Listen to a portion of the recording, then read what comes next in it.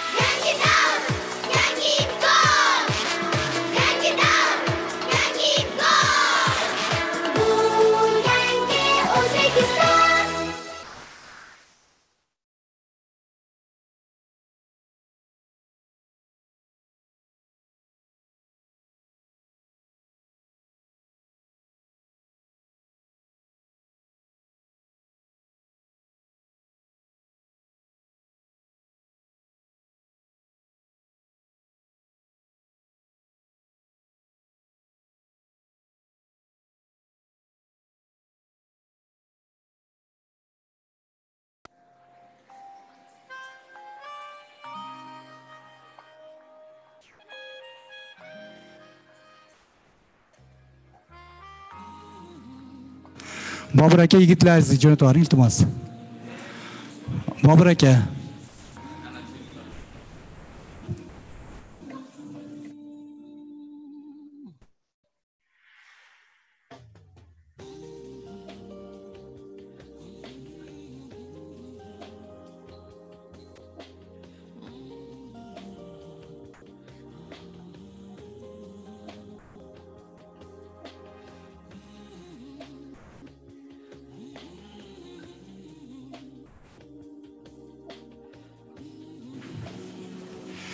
Bobur aka, stulchiga yuborib yuboring. Bolalar orqali.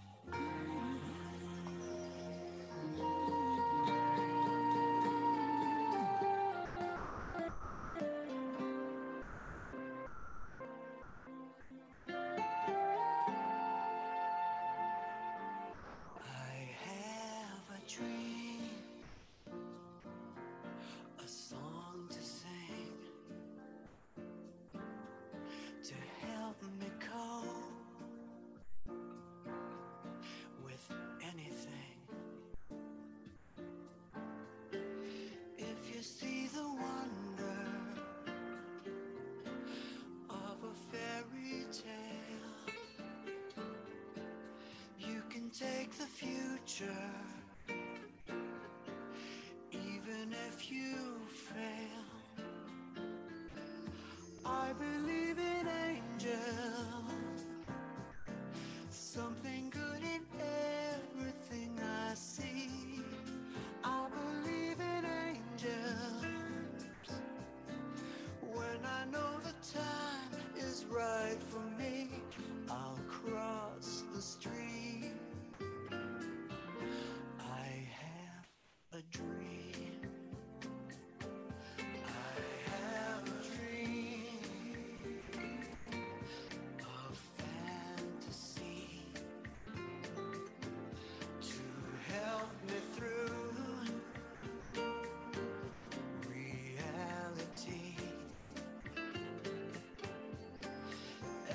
destination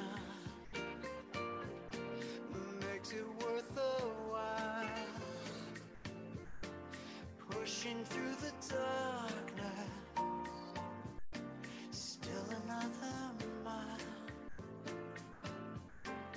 I believe in angels, something good in everything I see. I believe in angels,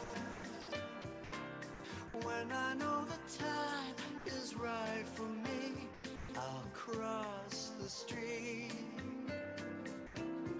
I have a dream, I'll cross the street. I have a dream.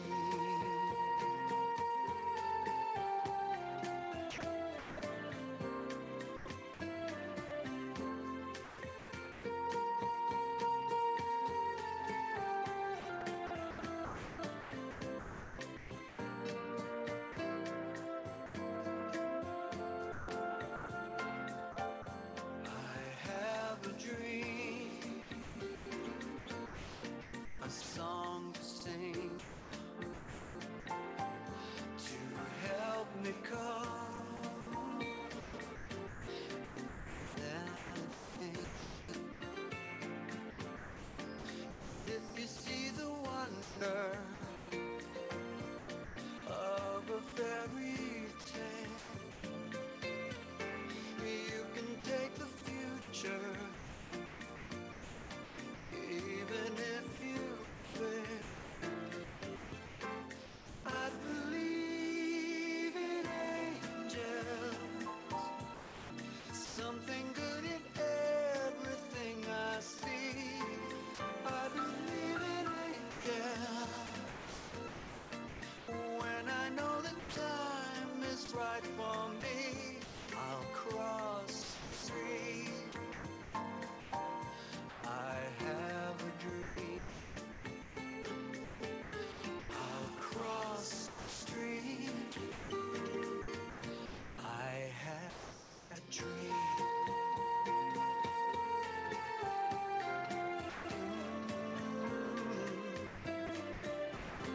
I have a dream.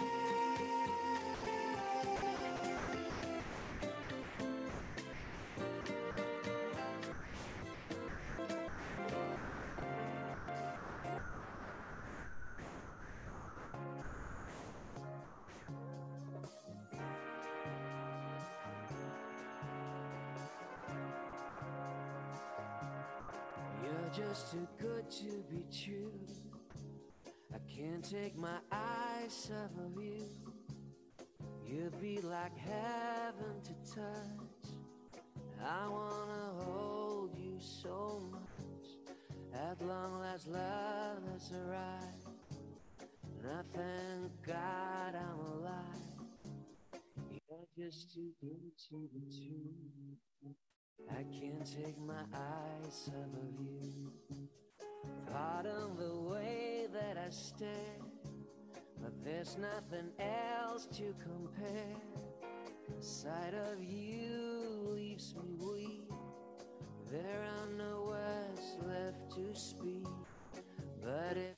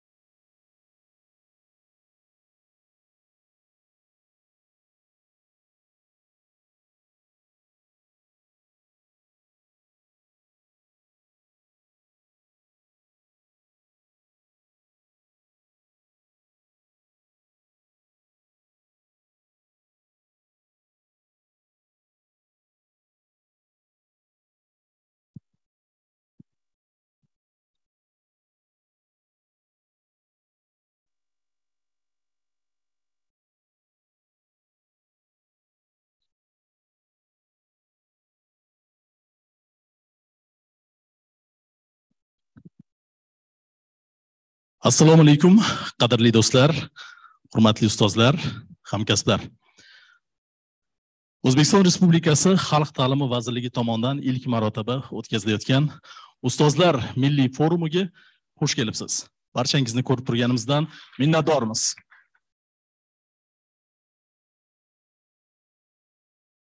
Tadbirni ochib berish uchun mamnuniyat bilan so'z navbatini O'zbekiston Respublikasi Xalq ta'limi vaziri Saidov Baxtiyor Odilovichga beramiz.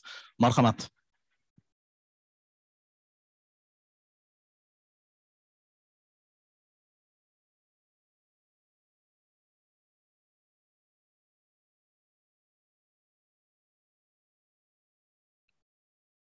Assalomu alaykum, hurmatli sharafli kasb egalari bo'lmish, hurmatli ustozlarimiz, pedagoglarimiz, tadbir ishtirokchilari.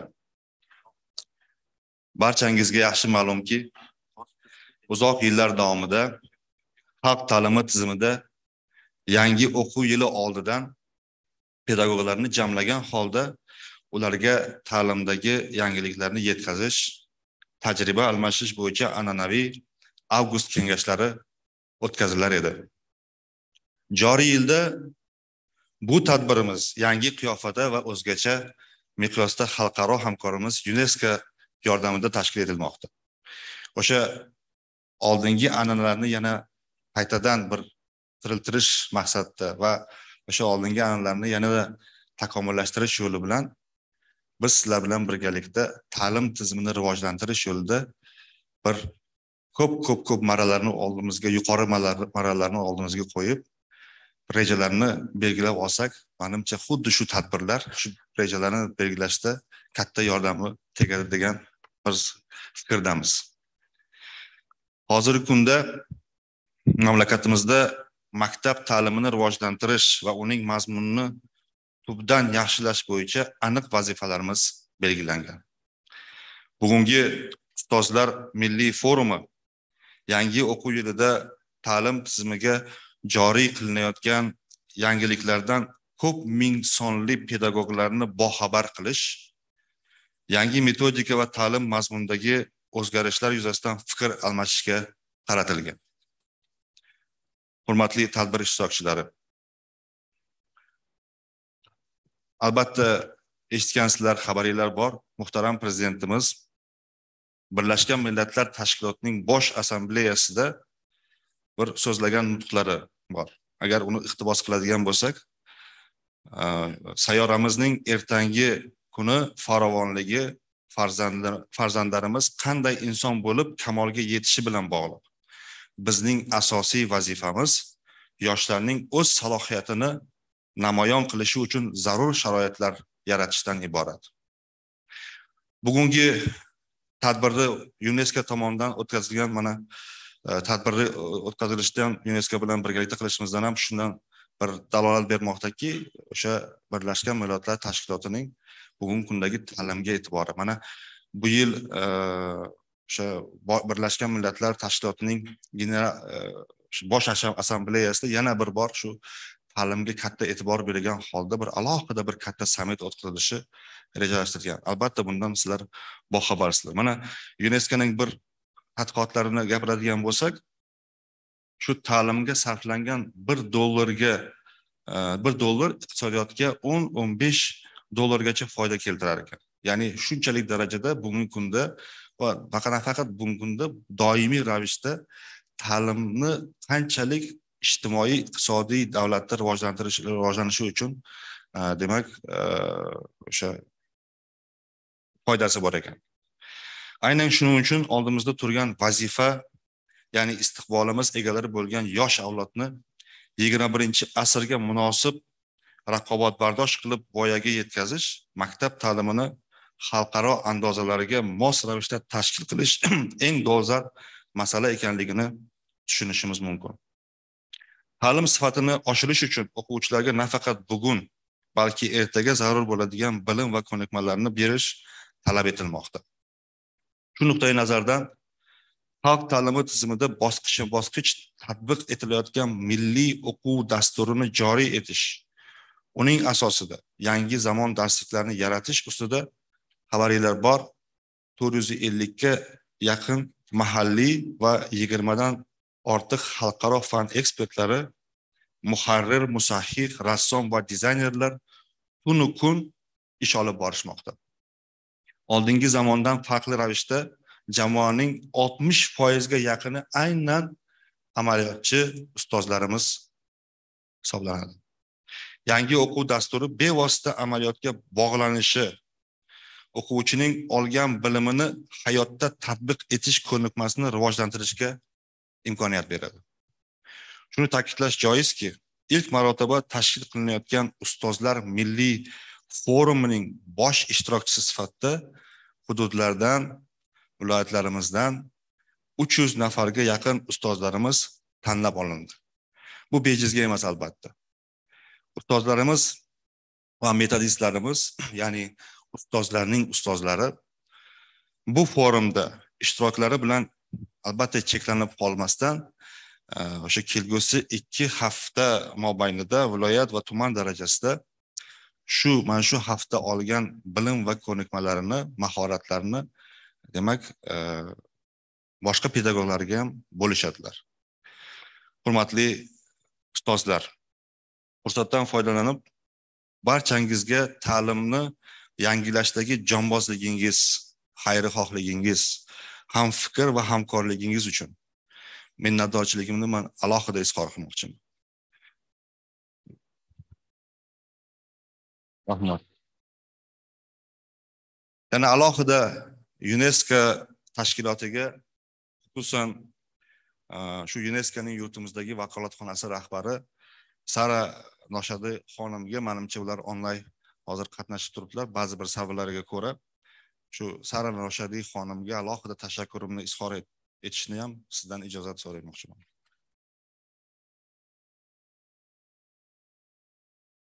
Umid qilaman, hattoki ishonchim ham komil, balkim bu tadbir hammamiz uchun kerak, bu davlatimiz uchun, mamlakatimiz uchun, xalqimiz uchun albatta bu tadbir kerak deb o'ylaymiz.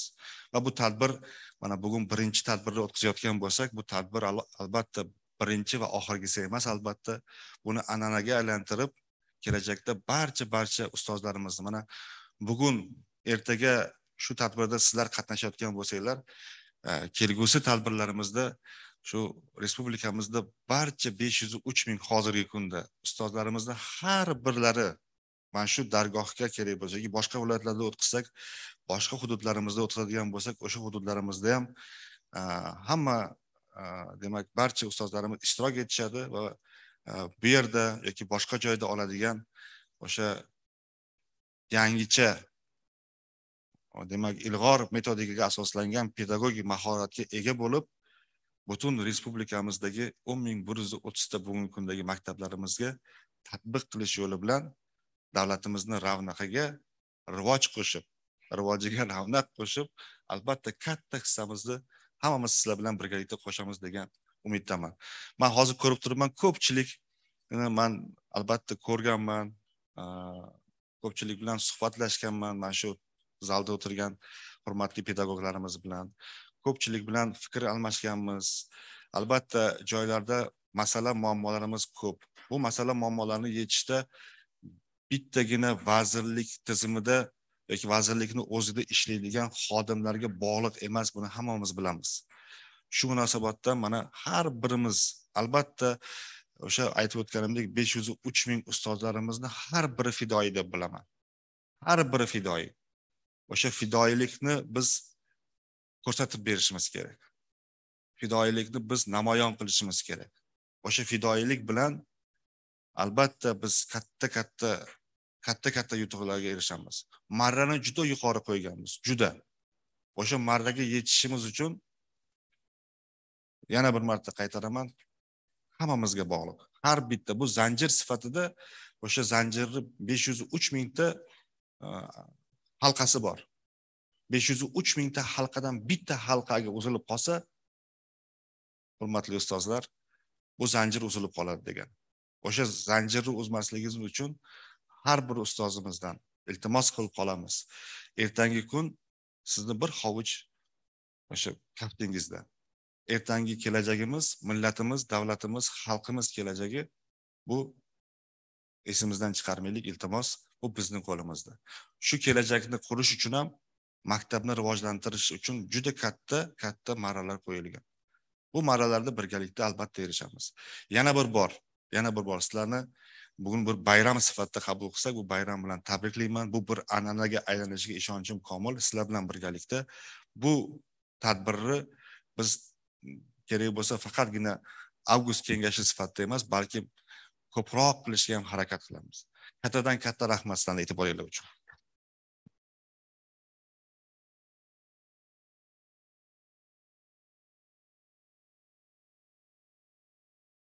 Kattakon rahmat vazir janoblari, hurmatli ishtirokchilar, xonimlar va janoblar. Ta'lim, fan va madaniyat ishlari bo'yicha Birlashgan Millatlar Tashkiloti UNESCO mana 1945-yildan buyon butun dunyoda ta'limni rivojlantirish bo'yicha shug'ullanadi.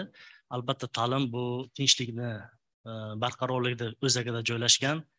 Hurmatli tadbir ishtirokchilari, bugungi tadbirimizga UNESCOning O'zbekistondagi vakili Sara xonim Nashari o'zlari shaxsan ishtirok etolmadilar ayrim sabablarga ko'ra.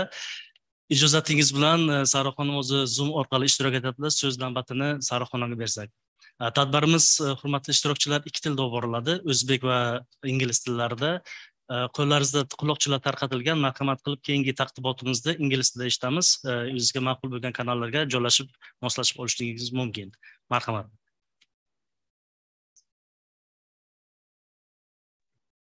Thank you very much. Thank you. Assalamu alaikum. Good morning, Your Excellency, Mr. Saidov, dear distinguished speakers and experts, dear teachers, ladies and gentlemen.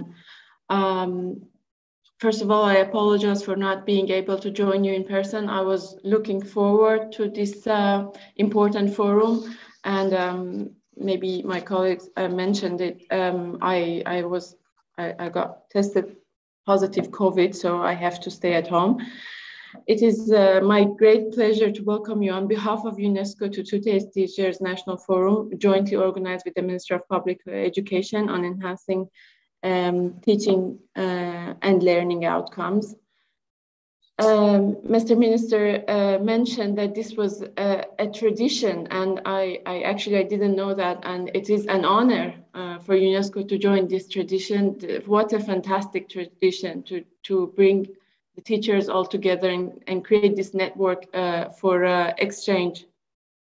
In a changing world, environmental degradation, introduction of technology, increasing conflict around the world, and together with the urgency of COVID recovery, it made us think to reimagine the whole education system.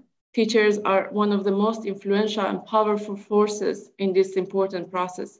We can enhance quality of teaching only through improvement of the training of teachers, retention, status, working conditions, and motivations. Acknowledging that the quality of education cannot be ensured without ensuring the quality of teachers, Uzbekistan, in partnership with UNESCO, is examining, testing, and introducing new education, new continuous professional development models for public education system. The new model intends to serve to expand the equitable access to teachers for the service, in-service training, as well as to overcome major challenges in education system that exacerbated with COVID. Along with their professional development within the model, it is important teachers' ongoing professional development through knowledge and practice exchange process among teachers and mentors. To transform education, the role of teachers must be reimagined from knowledge providers to knowledge producers. Through the government's capacity building exercise, UNESCO promotes teachers to acquire the knowledge, skills, and attitudes that underscore the teaching profession. As such, I believe this forum, which again, I'm very happy to hear it's a tradition, and we're looking forward to work with the ministry to continue working on organizing such forums, will contribute to the empowerment of methodologists improve their professional practice, to equip equipment with the most essential skills, and to equip the teachers with the most essential skills necessary for professional instructional, personal, and emotional support to teachers.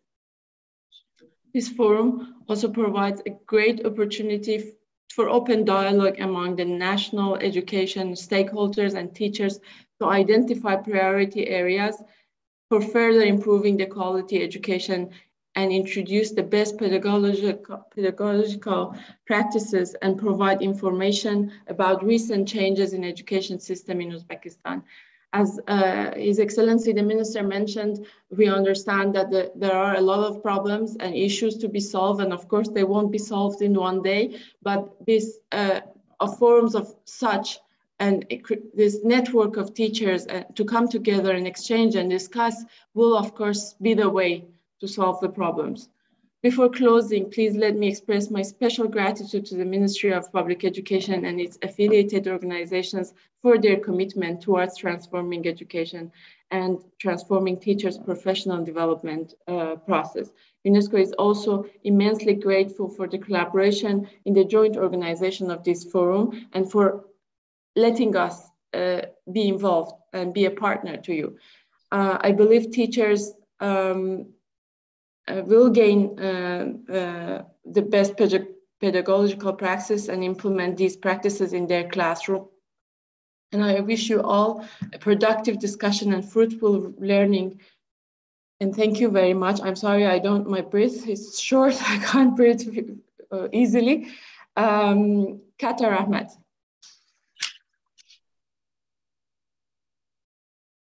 Thank you. Thank you very much, Madam Noshadi, for this warm welcoming remarks. And of course, as you rightly mentioned, the teachers are the main drivers for the quality of education in the country. And then we have to make a special emphasis and attention to the teachers. And we wish you soonest recovery and success in your future works in Uzbekistan. Thank you very much.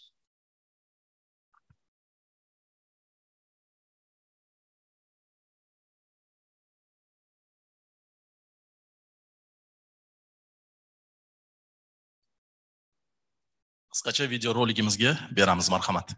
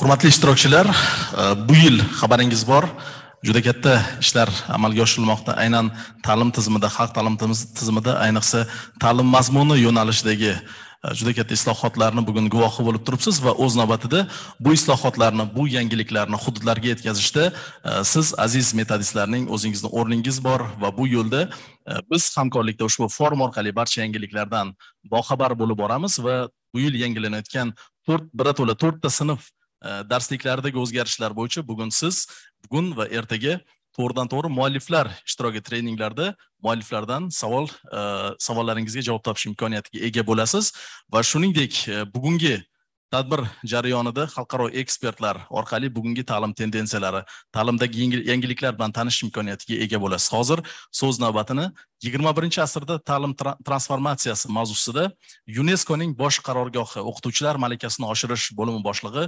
Carlos Vargas Temas ga beramiz. Janob Carlos onlayn ulanganlar, marhamat, ularni siz tarjima orqali tinglash imkoniyatiga ega bo'lasiz.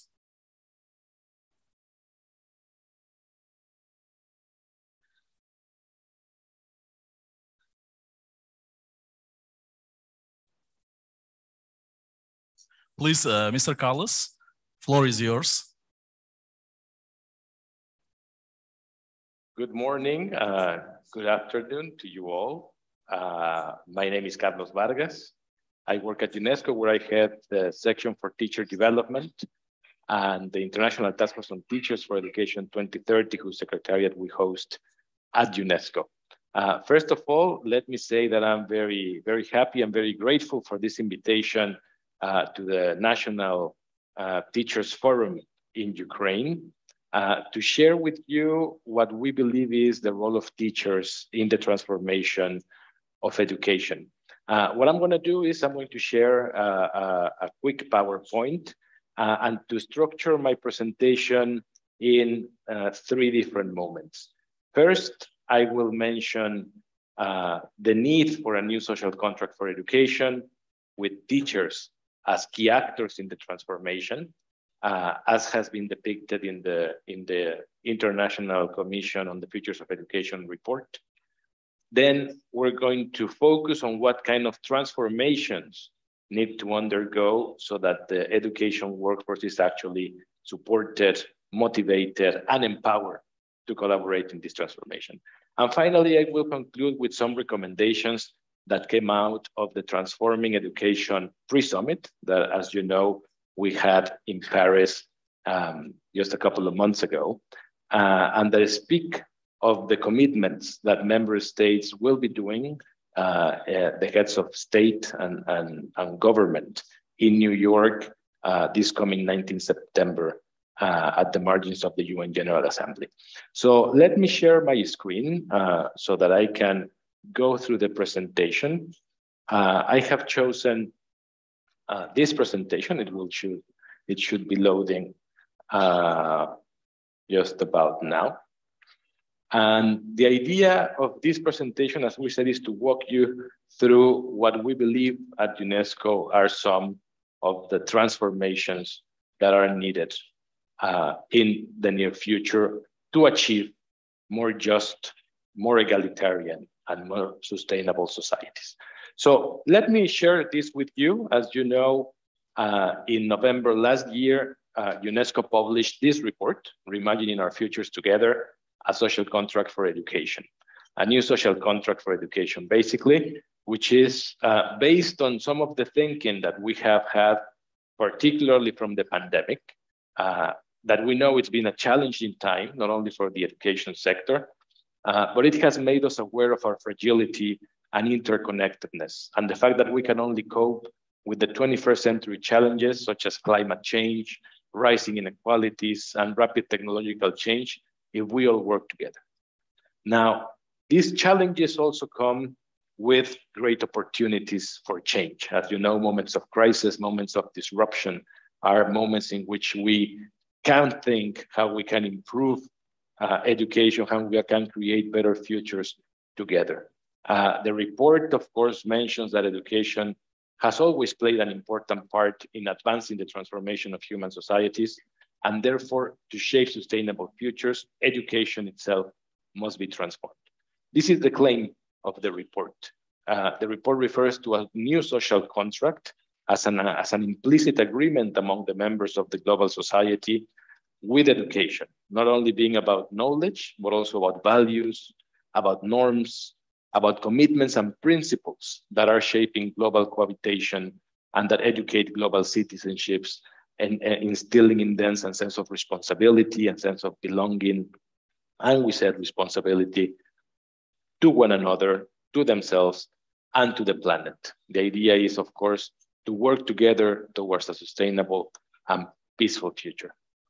What is of particular concern to us today is the central role that teachers and education play in this transformation process and this new social contract.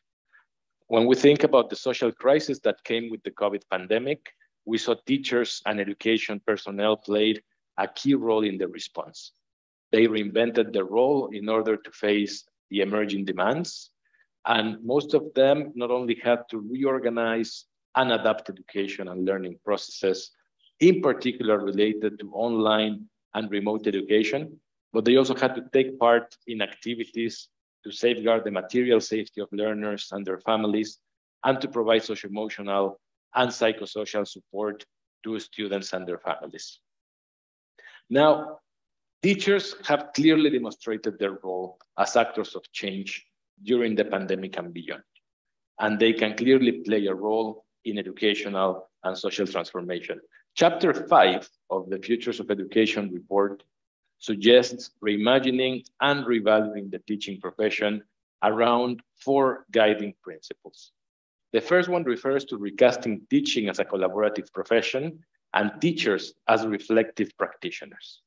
So basically thinking about how we go from the individual classroom to collective networks, from the individual course-based central teacher education to more collaborative forms in which the implementation, the enacting of pedagogy and curriculum is actually dependent upon teachers, as it has always been.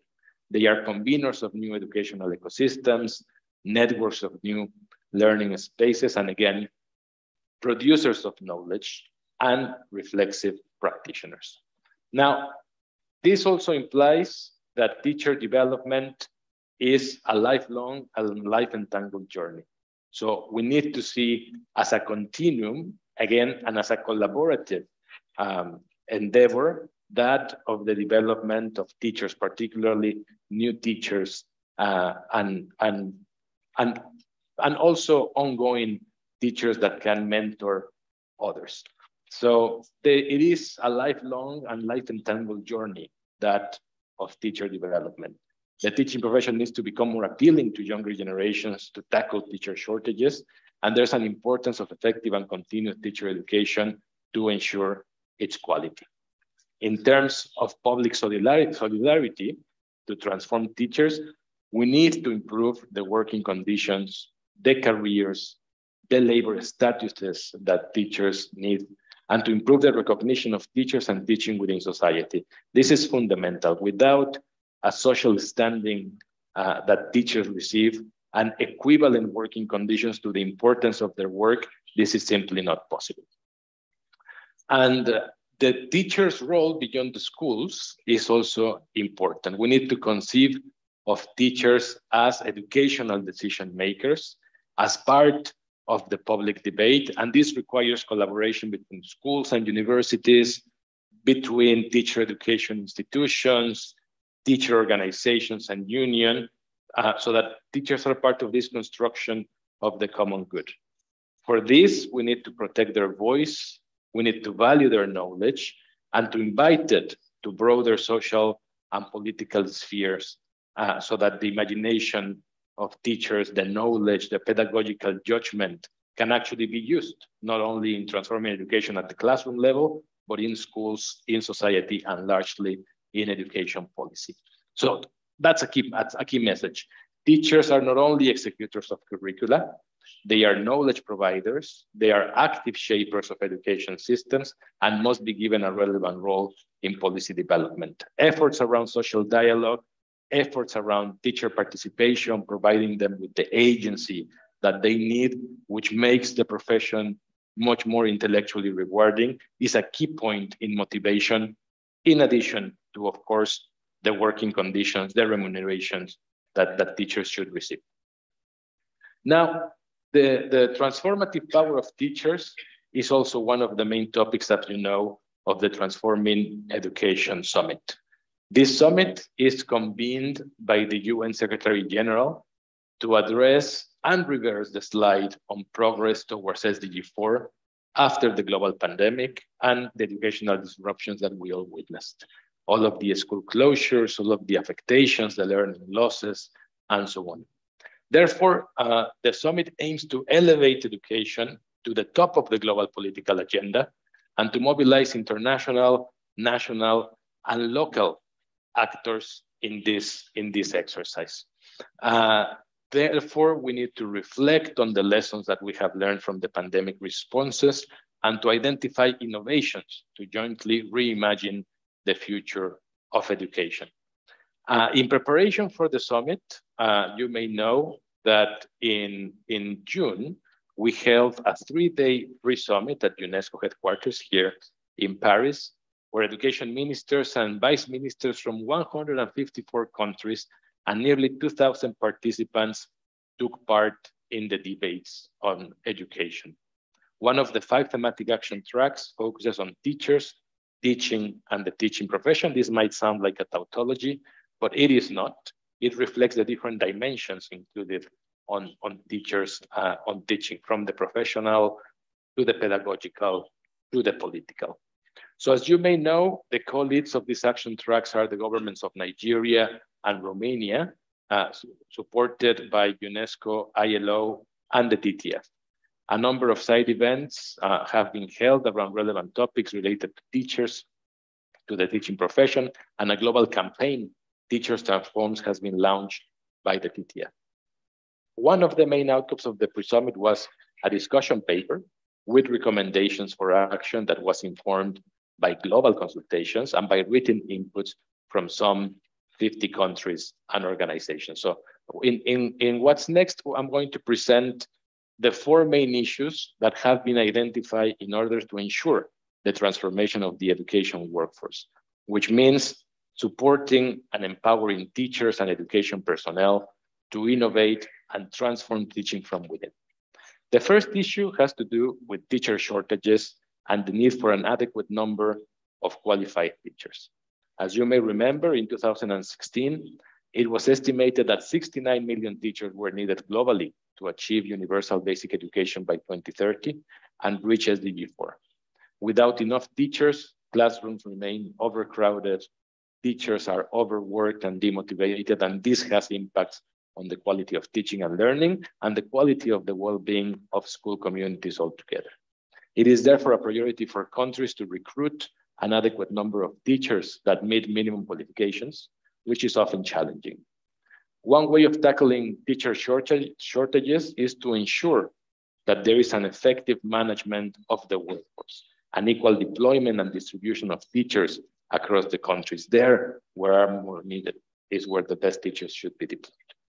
Another strategy is to increase the number of teachers, which can be achieved through expanding the pool of potential candidates, through professionalization, qualification opportunities, upgrading contract teachers or voluntary community teachers, and facilitating teacher mobility, the migration of teachers, not only from the rural to the urban and vice versa, but also in between countries. To increase the number of teachers, it is also important to ensure that the profession is attractive for people to become teachers and to avoid attrition, especially in the first years when teachers actually leave the profession very often before their 5th year. Strong licensing and accreditation schemes, as well as qualification standards, are needed to ensure these minimum qualifications. Now, the second theme has to do with teachers having access to quality initial teacher education and continuous professional development throughout their careers. And this means certainly ensuring that there is there are opportunities for teacher development, and that this is done in a widespread manner using the different means at hand. Digitalization, remote teaching and learning is something that we have seen, but also initial and continuous professional development that incorporates pedagogies and the meaningful use of the digital, of the hybrid as essential elements. It needs to be also at no cost of teachers, and teachers need to be provided the time to actually engage with training, which is sometimes done over the holiday season, using their vacations, and not proper time for them to participate and then for them to exchange lessons and produce this knowledge that we have been talking about to revamp educational practice. This is definitely something that requires their time. Now, in terms of the third issue for the transformation of the education personnel is that we need to improve the status and their working conditions. One of the main obstacles to address the shortages is precisely that the working conditions and the remuneration of teachers is not the best and is not good enough, not only according to the importance of their profession, but also compared to other similar professions at country level. So transforming the education workforce means to make sure that every teacher, school leader, and other educational worker has a recognized professional status, that they can participate in social and policy dialogue, and that they have decent working conditions. This is also compared to other professions, as we said, where wages remain low. Another feature we have mentioned of the attractiveness of the profession is how we make it intellectually rewarding for teachers when they can actually feel valued and trusted to make educational decisions, from curriculum adaptation to formative assessment and others. In addition to a supportive working environment, it is crucial for teacher motivation to have the respect for the fundamental principles at work, safety and health, mental well-being, their workload, the intensity of the work as well. And for teachers to protect their working conditions and educational autonomy, there needs to be effective social dialogue and to promote a culture of collaboration. This leads us to the fourth element, which has to do with the leadership, with the innovation that teachers can actually provide. We have mentioned before, and we have seen during COVID-19, it was the leadership of teachers that kept education and learning going. But it is important to say that the frameworks for their participation are actually crucial.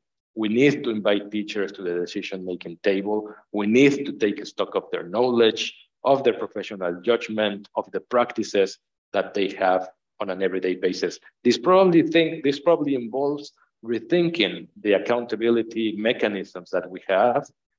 Sometimes in our intention to safeguard and to ensure quality, we have implemented many mechanisms like inspection, assessment, school directives that actually curtail teacher autonomy. Here, providing autonomy agency for teachers to be decision makers is a vital point.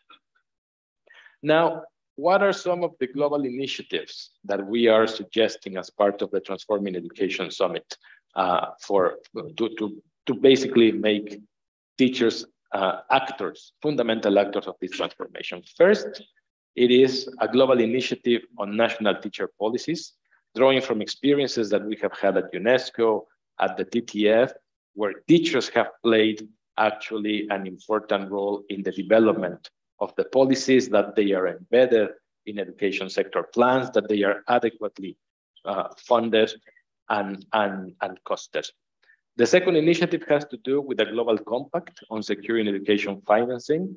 This, of course, has to be together with international financial institutions, with multilateral funding mechanisms, and countries need to leverage the finances to ensure attractive salaries, to ensure working conditions for teachers. So this remains and requires political commitment. The third initiative has to do to monitor the state of teachers and educators. And here we have different instruments at hand, the Teaching and Learning International Survey, the Global Education Monitoring Report. But as part of UNESCO's work and the TTF collaboration, we're going to produce a report in 2023 that will actually help in monitoring what is the progress towards 4.C, the target in SDG 4 that encapsulates the global commitment for improving the quantity and the quality of teachers worldwide. So that should be an important piece. But there is also, as you may know, the CEAR, the Committee of Experts on the Application of Recommendations for Teachers, which has a mandate precisely to look at allegations, for example, where the recommendations on the teaching profession are not being fully fulfilled, and that can make recommendations that are important for the progress of the teaching profession. And to conclude my presentation, I would like to speak about 3 recommendations for future global action and national commitments that are based on the Futures of Education report and on the global consultations that have taken place in preparation for the Transforming Education Summit. First, we need to accelerate efforts to improve the status of teachers and their working conditions to make the teaching profession more attractive. Secondly, accelerate the pace and improve the quality of teacher professional development through the adoption of comprehensive national policies for teachers and teaching personnel. And thirdly, we need to improve the financing for teachers through integrated national reform strategies and effective functional governance and dedicated financial strategies to achieve our goal of an empowered education workforce that is professionalized, trained, motivated and supported, and enabled to fulfill its role in the transforming education process. That is, for teachers to fully deploy their talents, we need to support them accordingly. So I thank you very much for your attention and remain, of course, available throughout the time from here to the summit in this National Forum of Teachers for any questions that you might have. I thank you very much.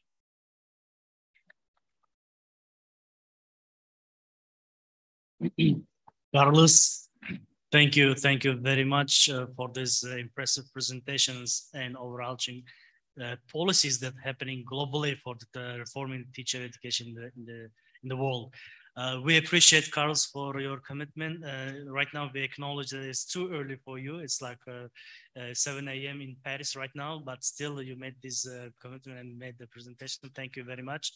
And I will kindly pass the floor to Mr. Minister for some comments. Thank you very much. Mana hurmatli ustozlar, tadbir ishtirokchilari, o'ylaymanki hozir prezentatsiyadan hozir qilingan taqdimotdan ko'p narsa olindi desak ham bo'ladi. Lekin bir e'tibor bergan bo'lsanglar, aynan shu mana hozir Parij to'g'risida gapirildi, ya'ni mana o'sha Nyu-Yorkda bo'lib o'tadigan sammitdan oldingi Parijda bo'lgan o'sha sammit oldi bir katta konferensiyasi bo'ldi va Nyu-York shahrida o'sha sentyabr oyida o'sha bosh aytib o'tganimdek Birlashgan Millatlar Tashkilotining bosh assambleyasi doirasida demak katta sammit rejalashtirilgan. O'sha sammitni o'zini o'tkazilishidan maqsad nima? Asosiy maqsad bu, asosiy mavzu ham bu ta'lim transformatsiyasi. Ya'ni ta'lim transformatsiyasi shunchalik faqat O'zbekiston uchun emas, butun dunyo uchun kerak bo'lib qoldi bu. Ya'ni bu faqat O'zbekistonga taalluqli bo'lmayapti. Mana biz ko'p gapiramiz, ta'limni transformatsiya qilishimiz kerak, ta'limni demak rivojlantirishimiz kerak deb mana oxirgi o'sha 5-6 yil davomida qancha ishlar qilindi. Lekin albatta hali qiladigan ishlarimiz juda ko'p. Biz atigi o'sha kerak bo'lsa bir 100%, bir 10%, 5% qilishga bir muyassar bo'lgan bo'lsa kerak deb o'ylayman. Lekin qiladigan ishlarimiz juda ko'p. Mana hozir e'tibor bergan bo'lsanglar, taqdimotda asosiy ustuvor yo'nalishlarni nimani belgiladi? Ya'ni hurmatli pedagoglarimizni demak rivojlantirish, malakasini oshirish. Yana agar e'tibor bergan bo'lsanglar, ya'ni continuous deylik, uzluksiz o'sha pedagogik mahoratni oshirib borish, malakani oshirish. U nima deydi? U to'xtamaydi. Zamon, davr talabi har doim o'ziga xos bo'ladi. Bugun talab boshqa, ertaga talab boshqa. Dunyoda raqobat qilishimiz uchun ham kerak bo'lsa, biz malakali kadrlarni yetishtirib chiqishimiz kerak. Malakali kadr universitetda chiqish uchun kerak bo'lsa, universitetga kirish uchun ham maktabda bazasi zo'r bo'lishi kerak. O'sha maktabdagi bazani biz maktabdagi bazani o'sha o'quvchilarimizga berishimiz uchun ham albatta hurmatli pedagoglarimizning mahoratiga ko'p narsa bog'liq bo'ladi. Albatta ota-onaga ham ko'p narsa bog'liq. Lekin ayniqsa o'sha ta'lim nuqtai nazaridan kerak bo'lsa intizom, tarbiya nuqtai nazaridan ham maktabdagi o'sha jarayondan kelib chiqadi. Yana e'tibor bergan bo'lsanglar, o'sha ustuvor yo'nalishlardan belgilab berdi. Bu o'sha hurmatli ustozlarimizni o'sha statusi deb aytdi. Ya'ni kerak bo'lsa mavqei desak bo'ladi. Mavqei shu mavqeini oshirish. Endi mana hattoki xabaringlar bor. Shunaqa bir kerak bo'lsa bir tashabbus bilan chiqilmoqda hozir mana konstitutsiyada o'zgartirish islohotlar jarayonida hattoki shu hurmatli ustozlarimizning daxlsizligi bo'yicha alohida gap ketmoqda hozir. Ya'ni bu ham bu mavqeini oshirishga yo'naltirilgan bir sa'y harakat desak ham bo'ladi. Albatta, men yana qaytaraman. Muammolar bu yo'nalish bo'yicha ham joylarda O'zbekistonning har xil hududlarda, tumanlarda juda ko'p. Lekin uni bartaraf qilish shu qarsak ikki qo'ldan chiqadi deydi-yu, biz birgalikda harakat qilishimiz kerak bo'ladi. Zamon kerak bo'lsa 10 yil qanaqa edi? 10 yil oldin. Yoki 20 yil oldin qanaqa edi? Qay darajada bo'lgan o'sha paytdagi mavqe? Bugungi mavqeimiz qanaqa bo'lib qoldi? Ertangi mavqeimizni ham o'ylashimiz kerak. O'sha ustuvor yo'nalishlardan hozir gapirib o'tilgan ustuvor yo'nalishlarni agar yana qaytaraman e'tibor bergan bo'lsanglar, butun dunyodagi hozir bu sharoit menimcha. Ya'ni bu faqat mana ko'pchilik aytadi O'zbekistonda shunaqa, boshqa davlatlarda buni. Yo'q. Butun dunyoda hozir vaziyat kerak bo'lsa ko'proq bir xilroq bo'lib turibdi. O'sha bekorga ta'lim transformatsiyasi to'g'risida hozir dunyo gapirmayapti. Shuning uchun mana shu mana bugungi ertangi tadbirlarimizdan foydalangan holda albatta mana janob Karlosga ham rahmat, katta bir taqdimot qildilar, lekin mana shu 2 kun jarayonida biz yana ko'proq ma'lumotga ega bo'lamiz. Boshqa davlatlardagi kerak bo'lsa vaziyatni ham, o'zimizning ham vaziyatimizga bir baho bergan holda keyingi qadamlarni bosishimizga bir zamin yaratiladi. Katta rahmat.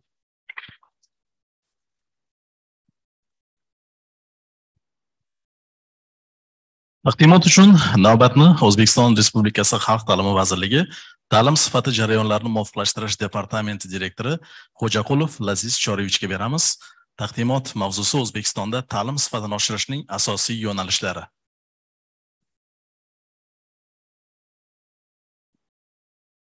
Assalomu alaykum, hurmatli ishtirokchilar. Baxtiyor aka, sizga rahmat. Haqiqatan hozir o'sha nima deydi, bu mana bu prezentatsiyadan keyin izoh berganingiz aynan shu umuman shu dunyoda ahvol bir o'zida yaqin bir-birimizga degan hozirga shuni aytmoqchi edim, lekin shundan oldin bitta narsa aytmoqchi edim. Birinchidan bu yerda o'tirgan barchamiz asosiy qatnashuvchilar bular metodistlar. Metodistlar o'qituvchilar bilan ishlovchi eng birinchi bo'g'in hisoblanadi. Va ularning ishi va ularning ish natijasi o'z navbatida tizimda, boshqaruv tizimi bilan haqiqiy o'sha o'qituvchi armiyasi o'rtasidagi munosabatni yo yaxshi qilishi mumkin, yo yomon qilishi mumkin. O'sha uchun metodistlarni mana bilasizlar, bungacha avgust kengashlari bo'lib kelgan, lekin mana bunaqangi formatda, yangicha ruhdagi bunaqangi tadbir bo'lmay. Gap bu yerda tadbirning o'zida ham emas. Maqsad bu tadbirni o'tishidan aynan metodistlarni yangicha tizimga, yangicha fikrlashga, uyg'onishga undash. Mana hozirgina Baxtiyor aka yaxshi gapni aytdilar. Mana bu ta'limda transformatsiya ketyapti. Bu transformatsiya agarki yuqori boshqaruv bilan quyi pog'ona o'rtasida turgan metodistlarda o'zgarish bo'lmasa, bu transformatsiyaning imkoni bo'lmaydi. Shuning uchun mana hozir bizda dokladimiz to'g'risida aytadigan bo'lsak, doklad demoqchi emasdim, ba'zi bir narsalarni aytishim kerak. O'zi bizda ta'lim sifatini yaxshilash uchun o'zi biz qanaqa ahvoldamiz degan savolga javob berishimiz kerak. Mana biz deylik, bizda O'zbekistonda o'zi 11 + 1 12 yillik ta'lim bor. Ya'ni 11 yil maktab plus 1 yil majburiy maktabgacha ta'lim bor. Endi bu ta'lim uchun har yili qandaydir mablag'lar davlat byudjetidan ajratiladi. Ya'ni bu jumladan biz siz bilan to'laydigan soliqlardan ajratiladi. Shu bilan bir qatorda davlatimiz ta'limga bergan o'sha prioritet uchun katta mablag'lar, mana bilasizlar, Xalq ta'limi vazirligi o'sha donorlar ichidan birinchi o'rinda eng ko'p pul oladigan, byudjetdan oladigan vazirlik hisoblanadi. Xo'p, endi 12 yil davomida biz bilan siz jumladan bergan pulimizga yarasha aslida jamiyat shunga yarasha natija kutadi. Chunki ta'lim ham bir xizmat. 12 yil davomida siz pul to'lasangiz 12 yillik natija olishga haqlisiz jamiyatning a'zosi sifatida.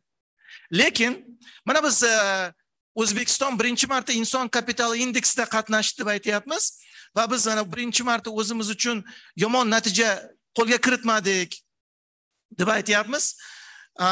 Lekin natijamizni oladigan bo'lsak, mana endi uni oddiy tilda qanaqadir 0.67 degan koeffitsiyentlanmasi oddiy tilda aytadigan bo'lsak, biz 12 yillik pul ajratib, atigi 9 yillik ta'lim berayotgan ekanmiz. Bu maqtagulik holat emas. Ya'ni jamiyatimiz tomonidan berilayotgan 3 yillik ta'limga ajratilayotgan pul bu aslida ko'kka sovurilyapti degani. Mana bu bizning real ahvolimiz. Biz aytamiz, yaxshi o'rin oldik, haqiqatan biz birinchi marta qatnashishimiz uchun 57-o'rin bu zo'r deymiz, aslida unaqa emas. Endi mana ba'zi bir tadqiqotlarni biz mana bilasizlar, o'tgan yili va bu yili 935 ta maktab, deyarli 1000 ta maktabda, bu juda katta qamrov, 935 ta maktabda xalqaro standartlarga asoslangan tadqiqotlar o'tkazdik. Va bu tadqiqotlarda neytral odamlar o'tkazdi. Bu tadqiqotlarni neytral odamlar o'tkazib, bizga 4 oy davomida tahlil qilib, ilmiy statistik tahlil qilib natijalarni berdi. Men sizlarga bir ikkita natijalarni ko'rsatmoqchiman atigi. Va keyin xulosa o'zlaringizdan. Mana o'zbek tilida ta'lim oluvchi o'quvchilarni ravon so'zlarni aytib bilishi. Ya'ni 1 daqiqada qancha to'g'ri so'z aytadi?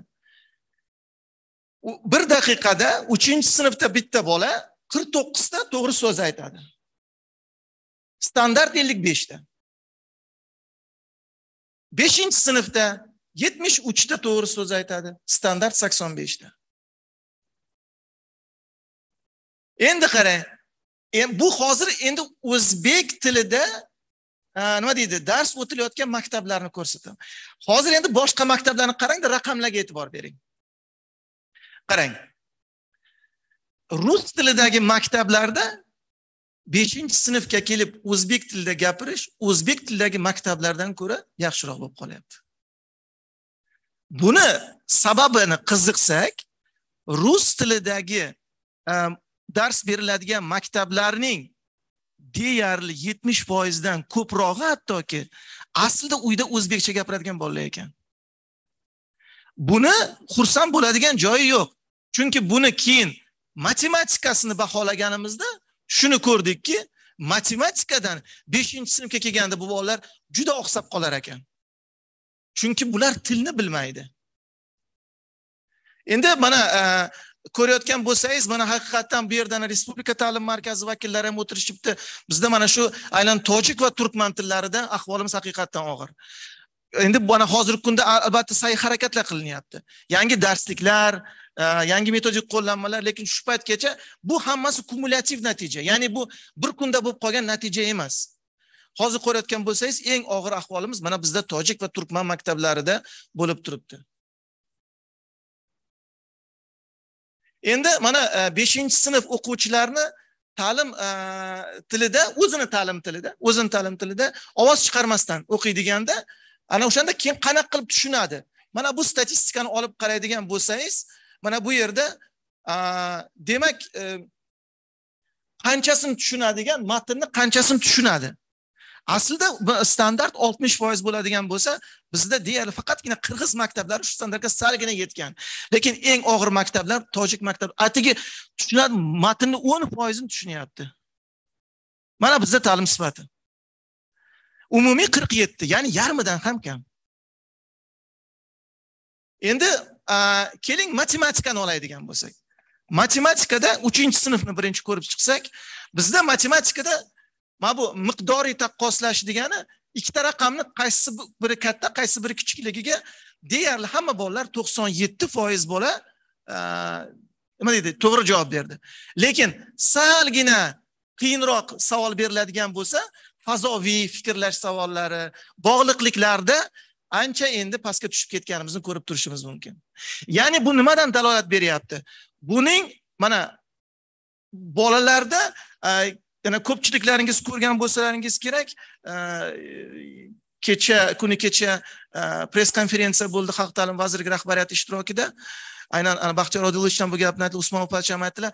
Bizda asosan shu yodlash, faktologiyaga asoslangan bilim bo'lgandan keyin sal bir fikrlashga asoslangan savol so'ralganda bolalarimiz afsuski endi ko'tara olmaydigan bo'lib qolgan bu narsani. Aynan shuning uchun hozirgi yaratilayotgan milliy o'quv dasturi ham endi ko'proq kompetensiyalarni o'rgatishga asoslanyapti.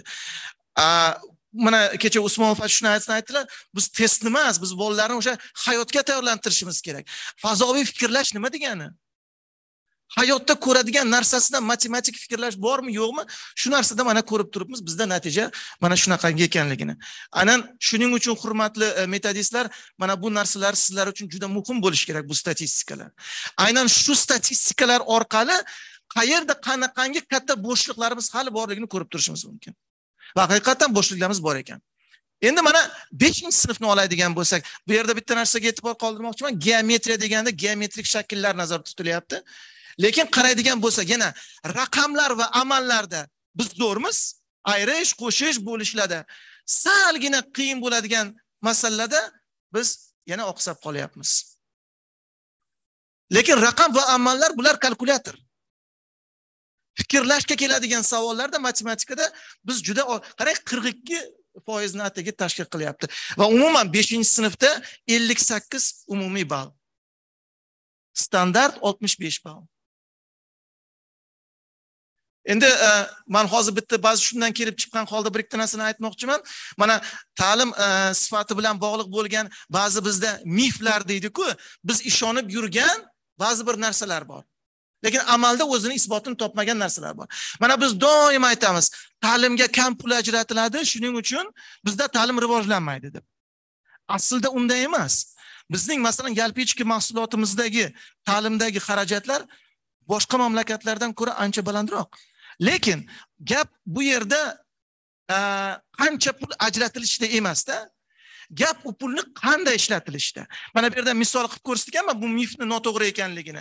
Mana o'sha OECD tashkilotinidagi mamlakatlar deydi, Slovakiyada 6 yoshdan 15 yoshgacha bo'lganda 10 yil davomida bir bolaga, demak, ana ko'ryapmizki, $35,000 ajratilar ekan. AQShda esa $115,000 ajratiladi. Lekin shu bilan bir qatorda Slovakiyada ham, AQShda ham 15 yoshlar bolalarning matematik savodxonligi PISA tadqiqotlariga ko'ra teng ekan. Bu yerda AQShdan ko'ra Slovakiyani demak to'g'riroq pul xarajat qilinishida. Shuning uchun ta'limga kam pul ajratiladi degan bu mifni yana o'zimizdan ko'rgan bo'lishimiz mumkin. Mana bilasizlar, mana mashhur Qorako'l maktabi bor. Hozir endi albatta ancha chiroyli bo'lib qoldi. Lekin bundan bir necha yil avval shu maktab u deyarli paxsa maktab edi. Lekin bu maktabning natijalarini boshqa biror maktab O'zbekistonda teng kela olmagan matematika bo'yicha. Demak, o'sha ta'limga katta pul ajratilyapti. Mana Baxtiyor Odilovich bitta yaxshi misolni aytuvdilar. Menga juda yoquvdi. Maktabga kirsalar, direktordan nima kerak deb so'rasalar, menga bino kerak deb aytar ekan. U bino bo'lgani bilan agar uni binoning ichidagi ishlar bo'lmasa, u foydasi yo'q binoni. Keyin yana bitta mif. Ta'lim sifati sinfdagi o'quvchilar soniga bog'liq degan. Lekin mana shu PISA endi ko'proq mana bu narsa ham ancha aytildi, Andrey Shlacherning fikri. Lekin mana sizlarga hozir haqiqatan bitta grafikda ko'rsatib beramiz shuni. Mana qarang, iloji bo'lsa qaranglar. Mana deylikki, mana bu yerda PISA ballarini oladigan bo'lsak, albatta eng kichkina sinflari kam bo'lgan mamlakatlarda haqiqatan ham PISAning balli sal yuqori. Lekin keyin qaraydigan bo'lsak, undan keyin haqiqatan bog'liqlik sal bo'lyapti. O'sha ham mana deylik, mana olib qarang, Birlashgan Arab Amirliklari taxminan 30 ta kishi o'tirar ekan bir sinfda. Lekin Argentinada 40 dan sal ko'proq o'tiladi. Lekin Argentinani Pisani bali 40 dan ko'proq bola o'tirsa-da, Birlashgan Arab Amirliklaridan ko'ra baland. Yoki mana deylikki, Turkiya 48 ta bola o'tiribdi.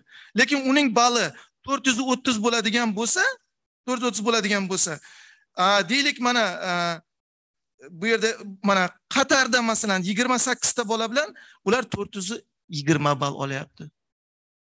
Ya'ni bu yana bitta mif, bitta afsonada. Biz aytamiz, mana bizda bolalar soni ko'p, shuning uchun biz dars bera olmaymiz yaxshi deymiz.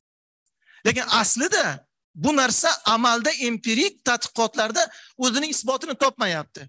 Teskarisi, ya'ni o'qituvchi qanchalik kuchli bo'ladigan bo'lsa, shunchalik bolalarning bilimi ham yaxshi bo'layapti. Endi yana bitta, endi balki ko'pchilikka yoqmaydigan, lekin bitta faktni ham aytishim kerak, o'qituvchilarning oyligi to'g'risida. Shu narsa bir tadqiqot bor, bitta mashhur bitta Xanushek degan bir olimning tadqiqoti bor. Odatda deydi, o'qituvchining oyligini deydi 870-880 dollardan keyin deydi. Oshirganingizdan keyin odatda o'sish ta'limda unchalik undan yaxshi bo'lib ketmaydi deydi. Shu eng nima, undan keyini juda qiyin. U o'qituvchi o'z ustida ishlasagina ta'lim sifati oshadi. Ungacha bu motivatsiya bo'lib keladi. Lekin undan keyin motivatsiya bo'lishi bilan bir qatorda, ya'ni bu qanaqa? Masalan, suvga, gulga suv qo'ysangiz, yaxshi misol ko'rsa, suv qo'ysangiz bir vaqt o'sishni boshlaydi, lekin bu degani doim suv qo'yaversa tez o'sib ketadi degani emas-da. Unga boshqa shart-sharoitlar ham kerak. Ana endi mana oylik bo'yicha endi nimaga bu gapni aytayapman? Hurmatli metodistlar, sizlar o'qituvchilar bilan ishlaysizlar birinchi galda. Shuning uchun mana ana endi ana PISA baholari bilan qaraymiz. Mana qarang. Portugaliyada o'qituvchining oyligi mamlakatdagi o'rtacha oylikdan 1,5 baravardan sal ko'p ekan. 1,5 baravardan ko'p. Ya'ni mamlakatda deylikki bir o'zi Portugaliya unaqa boy mamlakat emas-ku. Deylik masalan 800 yevro oladigan bo'lsa, kelingki bu 1200 yevro oladi o'qituvchi. Ya'ni o'qituvchiga, ya'ni oyligi zo'r. Lekin PISAdagi bahosini olib qaraydigan bo'lsak, 470 bilan 500 o'rtasida turibdi. Lekin shu bilan bir qatorda Polshadagi o'qituvchining oyligi o'rtacha oylikning 0,7, ya'ni 70% degani. Ya'ni o'rtacha oylikdan sal kam oladi Polshada o'qituvchi. Lekin natijasi 500 dan yuqori olyapti PISAda. Bundan nima xulosa chiqadi? To'g'ri, o'qituvchining oyligini ko'tarish kerak. Lekin o'qituvchining oyligini ko'targanlik avtomatik ravishda panatseya bo'lar ekan, avtomatik ravishda birdan o'qituvchi shunga qarab kuchayib, aqlli bo'lib ketar ekan degan hech narsa buni olib kelmayapti. Shuning uchun endi ko'p bu asosiy o'sha hammamiz bilamiz, bu ijtimoiy tarmoqlarda ham yonadigan masala. O'qituvchining oyligini ko'taraylik. O'qituvchining oyligini ko'tarish kerak, chunki albatta bu xizmat ko'rsatadi, bu ijtimoiy xizmat. Lekin bu ijtimoiy xizmat uchun kim pul to'ladi? Yana biz bilan siz pul to'laymiz. Biz bunga yarasha, bu xizmatga yarasha o'zimizni qanaqadir bir natija ham olishimiz kerak. Ya'ni bekorga pul to'lash emas. Shuning uchun mana shu 3 ta eng katta mifni sizlarga aytib berdim, afsonalarni. O'ylaymanki, mana shundan kelib chiqqan holda o'qituvchilarga, ya'ni bu oylikni tushirishga harakat degan xulosadan emas, o'qituvchilarga to'g'ri tushuntirib, ya'ni darrov faqat pul bilan hamma narsa bitadi ekan degan xulosadan sizlar agar buni tushunib yetsangiz, ertaga o'qituvchilar ham tushunib yetadi. Shuning uchun mana shu narsalarni yetkazsangiz xursand bo'lardim. Katta rahmat barchangizga. Rahmat. Katta rahmat sizga Vaziz Cho'rich. Endi mana hozir juda bir jo'shqin bir doklad bo'ldi desak to'g'ri bo'ladi. O'zi ochig'i birinchi kundan bunaqa kayfiyatni tushirish kerak emas deb o'ylayman.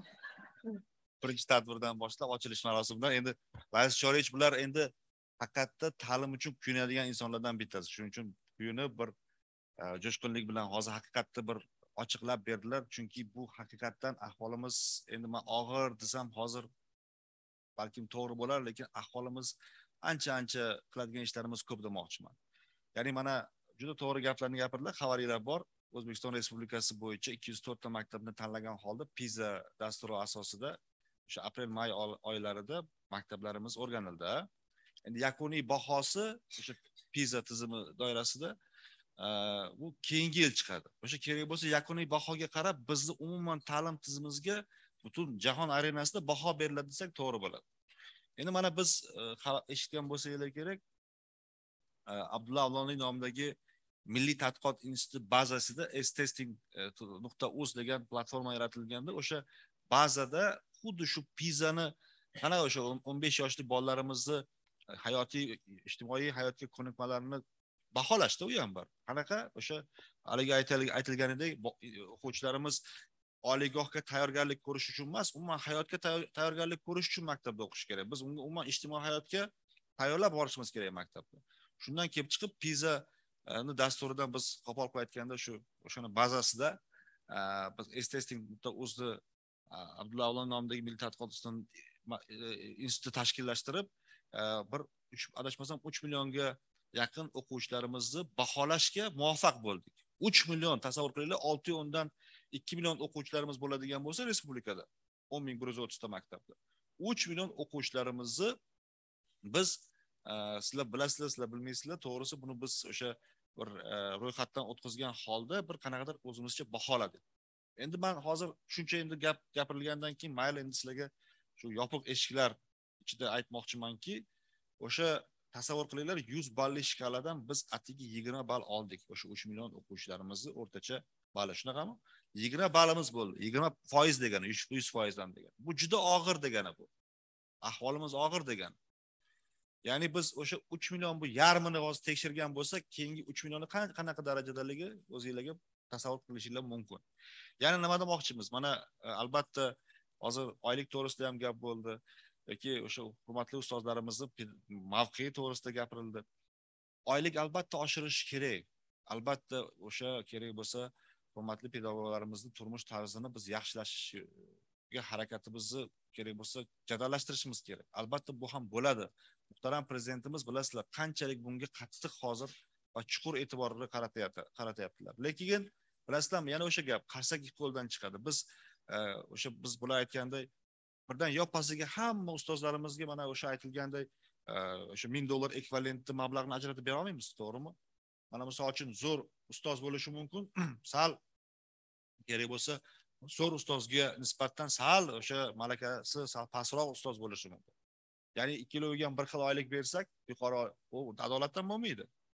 Shuning uchun shunaqa sharoit yaratilmoqdaki, mana misol uchun xorijiy tillar ustozlarimiz uchun mana bilasizlar qancha sharoit yaratildi. Hozir mana men joylarda yuribman, maktablarda 15 million, 16 million so'm oylik olayotgan ustozlarimiz bor. O'sha oliy toifali, chekka hududda ishlab, o'sha aynan xorijiy tillar o'qituvchilari. Lekin boshqa fanlarda bunaqa sharoit yo'q edi. Mana xabaringlar bor, may oyida hurmatli prezidentimiz farmon imzoladilar. Boshqa fanlarda ham xuddi shunaqa tizim yaratilmoqda. Endi bu tizimni biz oqilona bu tizimdan foydalanishimiz kerak. Korrupsiyadan yiroq bo'lib, albatta, chunki men nimaga buni gapirdim hozir?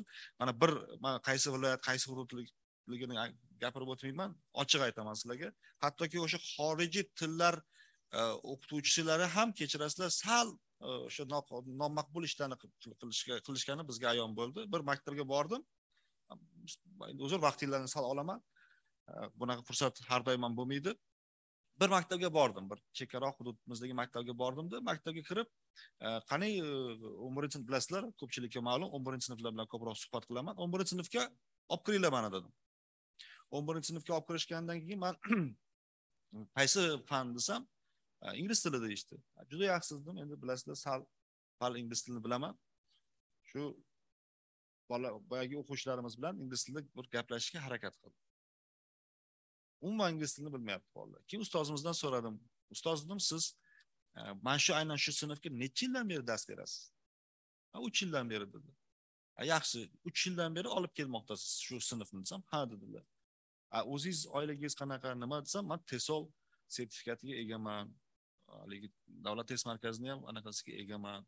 Yoki o'sha xullas bir 14 million oylik olaman dedilar, adashmasam. 14-15 million. Endi kechirasizlar, o'zlari bilan ingliz tilida gaplashsam yaxshi emas ekan. Umuman xafa bo'lib ketdim. Juda xafa bo'ldim. Keyin sekin bir bilsak, boyagi o'sha hujjatlar ham qalbaqiy ekan. Men nima demoqchiman bu gap bilan? Biz bilasizlarmi, biz hozir birovni aldashmas, birinchi navbatda o'zimizni aldayapmiz. Hozir endi kayfiyat tushirish, yana mana davom ettirish niyatim yo'q, lekin biz vaziyatimizdan kelib chiqib, mana sizlar ustozlari sizlar ko'proq, ustozlarimiz bor, hurmatli. Haqiqatda mana men boya yana qaytaraman, 503 ming ustozlarimiz, kerak bo'lsa o'sha 700 ming xodimlar ishlaydigan, kerak bo'lsa katta tizimda juda ko'p fidoyi ustozlarimiz bor. Juda ko'p. Kerak bo'lsa aksariyati fidoyi va jonkuyar, shu ta'limni o'ylaydigan ustozlarimiz bor. Men ularni xafa qilmoqchi emasman, lekin vaziyatdan kelib chiqib, bugungi kunimizdan kelib chiqib biz albatta katta ildam qadamlarni qo'yishimiz uchun biz hozir nafaqat o'zimiz, boshqalarni ham o'zgartirishimiz kerak bo'ladi. Boshqalarga ham ta'sir ko'rsatishimizga to'g'ri keladi. Boshqalar deganda yon atrofimizdagi ustoz bo'ladi, ota-ona bo'ladi, o'quvchi bo'ladimi va hokazo. Chunki yana qaytaraman, kelajak, mana tasavvur qilinglar, 10 yildan keyin, 20 yildan keyin biz nimaga yetishamiz degan savolni har birimiz berishimiz kerak. Nimaga yetishamiz biz? 10 yildan keyin. Mana hozir 1-sinfga borgan bir go'dak, 7 yoshli go'dak kirib keldi o'sha dargohga. 10 yildan keyin, 11 yildan keyin, 17 yoshda shu go'dak maktabdan qanaqa chiqib ketadi? Ma'naviy, men buni ko'p qaytaraman, yetuk bilimli inson bo'libmi, ijtimoiy hayotga tayyor inson sifatidami yoki kechirasizlar ma'naviy majruh sifatidami? Bu narsani biz hammamiz, sizlar mana hozir Laziz Chorish yaxshi gap gapirdilar, sizlar yetkazadigan insonsizlar kerak bo'lsa. Ustozlarimiz ham bor, to'g'ridan to'g'ri, amaliyotchi o'qituvchilarimiz ham bor. Barchangizdan iltimos qilib qolamiz. Sizlar har biringlar joylarga borganda ko'pchilik bilan muloqotda bo'lasizlar. Mana endi ko'p gaplar bor. Tizimimizga tosh otadiganlar ham ko'p. Bu sohaga tosh otadiganlardan kechirasizlar ko'pi yo'q. Eng og'ir soha. Lekin buni toshini ko'tarib yurish hammaga emas. Hammamiz birgalikdagi bu toshni ko'tarsak, yengil bo'ladi. Yengil bo'ladi, og'ir bo'lmaydi bu tosh. Men o'ylamanglar, haligi bu vazirlik chaqirib olib bizga nasihat beryapti deb o'ylamanglar. Sizlarga nasihat berishda emas gap. Bugungi vaziyatni mana hozir raqamlarda ko'rdinglar. Raqamlar bu faqat O'zbekistonda emas yomon, butun dunyoda ham yomon kerak bo'lsa. Lekin raqobat, hamma harakatda, har bir davlat hozir o'zini yurtida, o'zini mamlakatda, o'zini ichida ta'limni rivojlantirish bo'yicha hamma harakatda.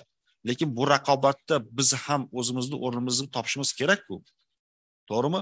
Ertaga xohlaymiz bizni farzandimiz ham, kechirasizlar, mana ko'pchilik xohlaydi o'sha xorijiy yetuk universitetlarda o'qishni xohlaydi farzandini kerak bo'lsa. Uning uchun maktabdagi bazasi zo'r bo'lishi kerak. Yoki o'sha o'zimizdagi universitetlarga ham yaxshi universitetlar bor, hozir oliygohlar bor. O'sha yoqqa ham kirishni xohlaydi ota-onalar. Lekin ularni qilish uchun kechirasizlar. Mana hozir bir gapni gapirdilar, mablag' ajratilyapti deb. Albatta mablag' ajratilyapti.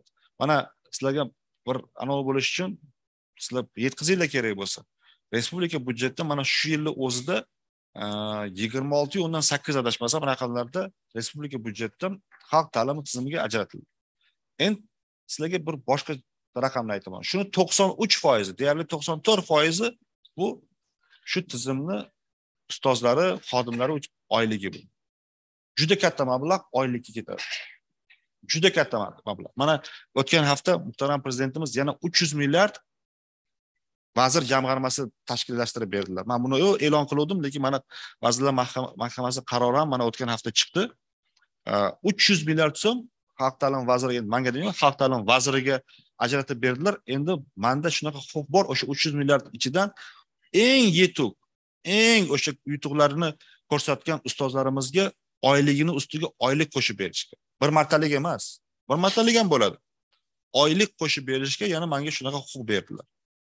Vazirlikka deylik. Komissiyamiz bor, boshqasi bor. Buni birov o'sha kechirasizlar, yana o'sha ertaga korrupsiyadan yiroq bo'lish uchun, korrupsiyaga umuman bu yerda yo'l qo'yilmasligi uchun bu mexanizm yaratdik. To'g'ri bo'lish uchun hamma narsa. Chunki buni mag'zini chaqishni iltimos qilaman. Kerak bo'lsa boshqalarga ham shuni mag'zini chaqib beringlar. Bu sohani egasi bo'lish, bu sohani kerak bo'lsa bir xodimi bo'lish uchun biz birgalikda katta o'sha qadamlarimizni qo'yishimiz kerak. Hozir o'sha oylikni gapiryapmiz, mablag'ni gapiryapmiz. Bu ham bir kelajak uchun davlat tomonidan qilinayotgan investitsiya. Men buni ko'p gapiraman. Investitsiya o'zi nima bu? Investitsiya foyda olish maqsadida kiritilgan yoki sarf qilingan xarajat, bu investitsiya hisoblanadi. Foyda nimada biz? 10 yildan keyingi foydani ko'zlashimiz kerak. 20 yildan keyingi o'sha haligi UNESCOning tadqiqotlaridan kelib chiqib gapirdim, $1 bolaga sarflasak, u 10-15 dollar qaytish kerak. Ana shu narsa qanaqa sarflanyapti? Bizning oyliklarimizda keyin maktablarimizning moddiy texnik bazasini yaratishdi. Moddiy texnik bazasi to'g'risida, infrastruktura to'g'risida ham bir gapirib o'tdilar Aziz Chorich. Buni to'g'ri tushuninglar. O'sha Andreas Schleicher, Piza'ning asoschisi kelib bizga aytib beryapti. Bu mif deyapti. U men emas, bu kishi emas. Yillar davomida, o'sha 30 yillar davomida o'sha OSR degan tashkilot bor. Iqtisodiy va rivojlanish, iqtisod va rivojlanish hamkorlik agentligi tashkiloti. O'sha tashkilotning ichida u inson, olim inson 20-30 yil davomida butun dunyoda tadqiqotlarni olib borgan. U aytayapti, sinfda 20 ta bola o'tirsa ham, 40 ta bola o'tirsa ham, u pedagogik mahoratga bog'liq. U bolalarni bilimi. Men to'g'risi bunga qo'shilaman demayman sizlarga. Biz albatta sinflarda o'sha 25 ta nari borsa yoki 30 ta nari borsa sinflar bo'lishini xohlaymiz. Chunki 40 ta bo'lish bizga ham yoqmaydi. Hukumatga ham, davlatga ham yoqmaydi bu narsa. Lekin vaziyat, mana sizlarga aytib o'tildi, 6.2 million o'quvchimiz bor edi o'tgan o'quv yilida. Bu yil 6.6 bilan hozir yuribmiz fikrda. Endi tasavvur qilaylik. O'quvchi o'rni qancha? 1 million yetishmayapti o'quvchi. 1 million respublika bo'yicha. Maktablar qurilmoqda. Mana ma'lumot uchun kecha press konferensiyada ham shuni aytdik. 788 ta maktab bu yil ta'mirdan to'liq chiqadi. Shuni 50 bittasi yangi maktab bo'ladi, butkul yangi. Uning ichida kapital ta'mir bor, mukammal ta'mir bor, rekonstruksiya bor va hokazo. Undan tashqari open budjetdan 873 ta maktab ta'mirlanadi. Tarixda kechirasizlar. Tarixda hali bir yil ichida bunchalik raqam bo'lmagan. Bu yil juda katta. Endi men o'zimizni maqtamoqchi emasman. Bu hammamiz sa'y harakatimiz bilan. O'sha open budjetdan kechirasizlar. Prezidentimiz sharoit yaratib berdi, xalqni o'zi tanlasin. Qayoqqa o'sha open budjetni ishlatadi xalq. Sizlar harakat qildinglar. Biz harakat qildik. Joylardagi ota-onalar harakat qilishdi. O'qituvchilarimiz, ustozlarimiz harakat qilishdi. 800 eng katta mablag'ni biz oldik. Open budjetdan. 873 ta maktab. 10.130 ta maktabdan agar 3.000 4.000 agar ta'mir talab bo'ladigan bo'lsa, bu yilning o'zida kechirasizlar 1,5 ming ta maktab ancha obod bo'ladi. 1,5 ming ta maktabdan oshib. Bu katta raqam bu. Keyingi yil bundan-da katta raqamlarga erishamiz, xudo xolasa. Hammamiz birgalikda. Lekin o'sha bular aytdilar, paxsada edi qorako'l, lekin baribir natija ko'rsatdi. Bu degani emas, biz paxsani qoldiramiz degani emas. Buni to'g'ri tushunish kerak. Hech qachon qoldirmaymiz uni. Albatta ta'mir bo'ladi hammasi. Og'iridan boshlab qilyapmiz. Og'iridan boshlab. Albatta bo'ladi u ham. Lekin sal vaqt bor bizga. Vaqt talab qilamiz. O'sha vaqt talab qilinishi, hurmatli ustozlarimizning mavqeini oshirish, ularning oyligini oshirish, turmush tarzini oshirish, bularni hammasini tushunchaga ega bo'lish uchun hurmatli ustozlarimiz joylarda bu ham sizlarga bog'liq. Kechirasizlar, bu borada siyosat qilishga ham to'g'ri keladi, hurmatli metodistlar. Bu kerak bu bizga. Birinchidan o'sha ta'limga e'tibor bo'ladi ko'proq, boshqa narsaga emas. Agar sizlarni xafa qilib qo'ygan bo'lsak, mabodo, Aziz Chorich, biz uzr so'raymiz. Xafa qilish niyatimiz yo'q hech kimni bilan. Biz kayfiyatni ko'tarishimiz kerak. Faqat birgalikda mana shu sohani rivojlanishi uchun biz o'zimizni hissamizni qo'shishimiz kerak xolos. Bilaman, bu yerda o'tirganlar hamma fidoyi. O'sha menga aytishdi, tanlab haligi o'zimizni nima deydi, dehqon tilida aytganda chertib olib kelingan insonlar. Shuning uchun o'ylaymanki, sizlar orqali biz katta yutuqlarga erishamiz, xudo xolasa. Katta rahmat sizlarga.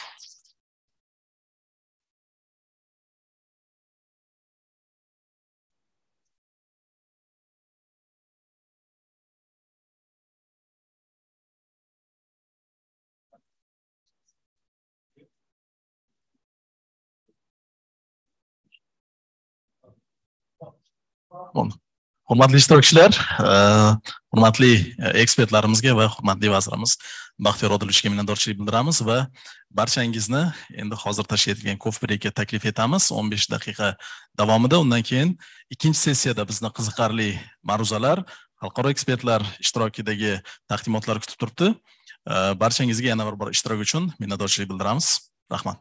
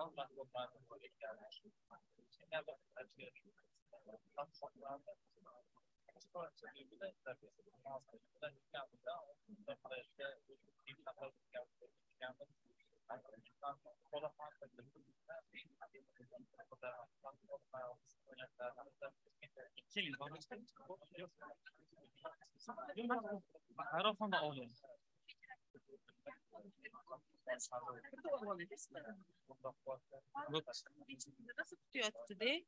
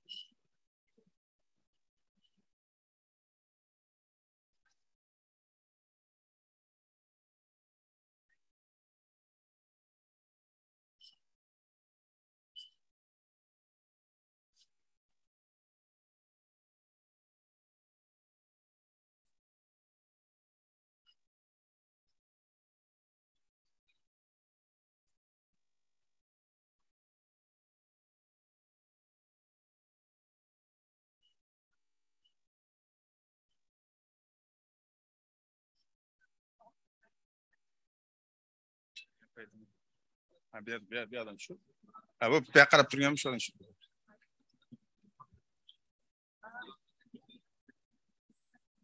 Orqada bayroq ham tushdi.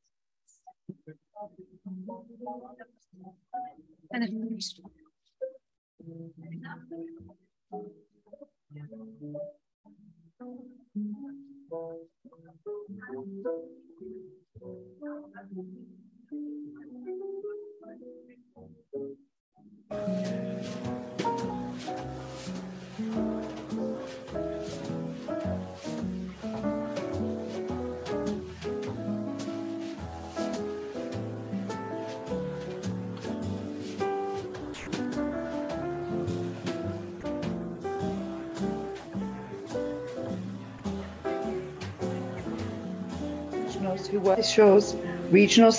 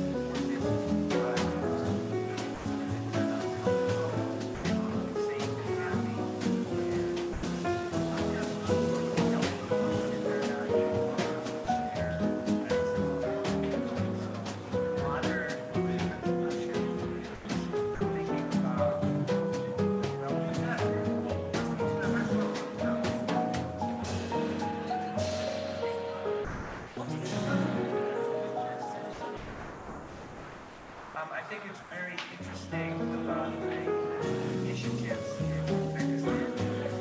I think that the minister and Samarkand has adopted a great job focusing on teachers because the education, the better the teaching, the higher achievement of schools. I am Will Polnick. I am the director of the National International. We are a nonprofit international baccalaureate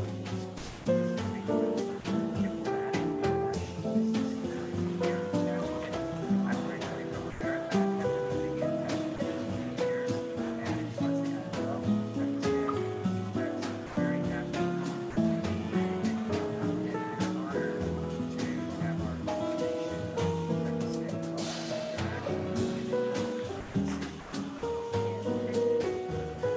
have our station represent so yeah. So I've been, I have written and worked on education for many years now. And it's really coming to Uzbekistan. I'm asked to Osaka, Japan. And it was very exciting time here in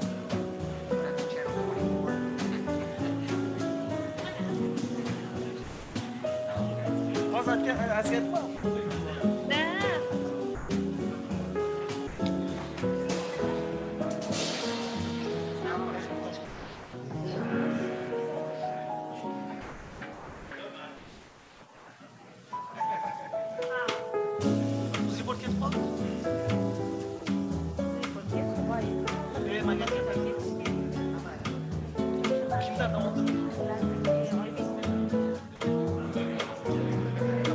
aldın?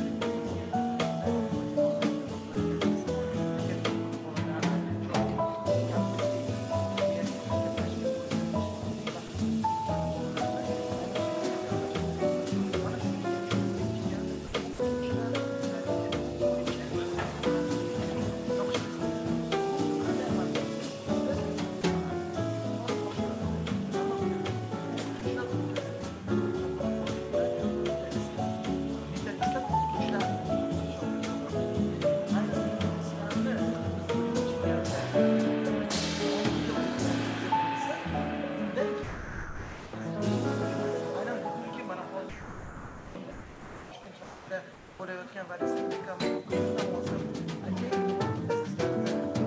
jamlagan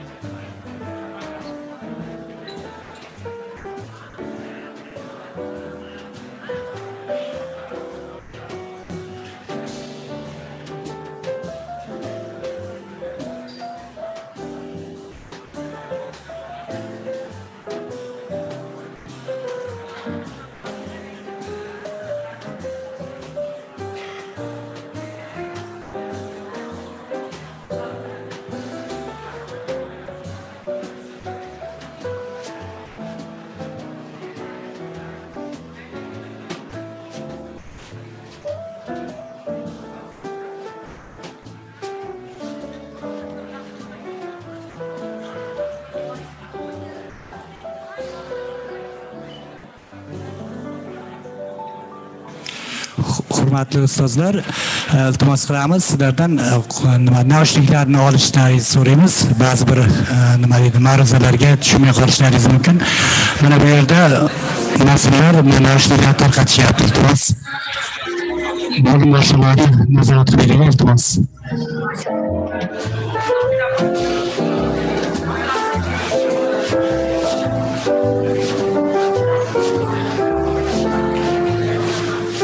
Hurmatli ustozlar, bu yog'iga xorijlik ekspertlarimiz taqdimot qiladi ko'proq. Shunga iltimos naushnik olinglar. Agar kimlardir hujjat yo'q bo'lsa, telefonlarni berib olsanglar ham bo'ladi. Iltimos qilamiz.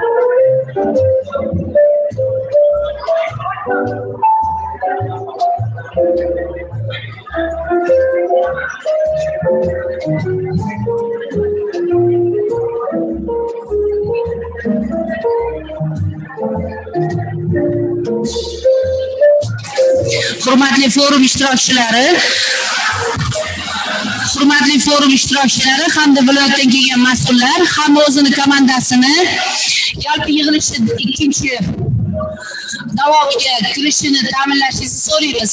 Iltimos, hamma o'z o'rnini egallab olishlarini so'raymiz. Foyedagi va tashqaridagi barcha ustozlar ichkariga taklif qilishingizni iltimos qilib qolamiz. Hurmatli viloyat mas'ullari.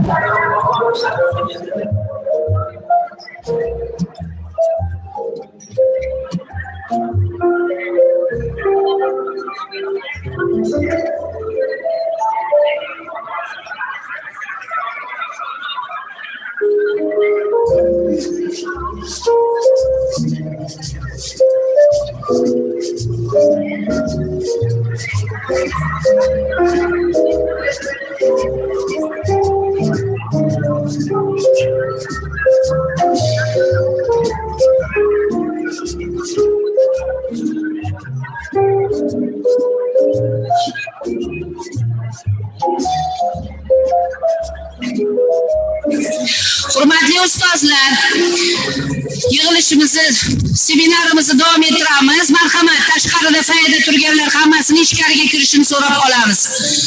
Hurmatli viloyat mas'ullari, har bir hudud o'zlari bilan birga olib kelgan ishtirokchilarni zalga kirishini ta'minlashingizni hamda mehmonlarimiz ham o'zlarining joylarini egallashlarini so'rab qolamiz.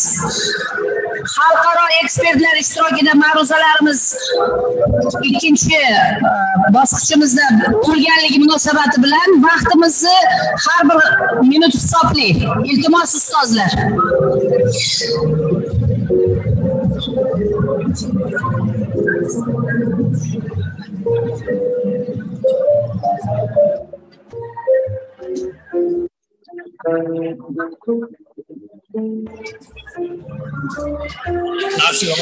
Hurmatli ustozlar, kimda kim naushnik olmagan bo'lsa, naushnik olishinglarni so'rab qolamiz. Sababi yalpi yig'ilishimizni davomida xorijiy xalqaro ekspertlar bilan ingliz tilida ma'ruza bo'ladi. To'g'ridan to'g'ri tarjimonlar bizga tarjima qilib yetkazib berishadi.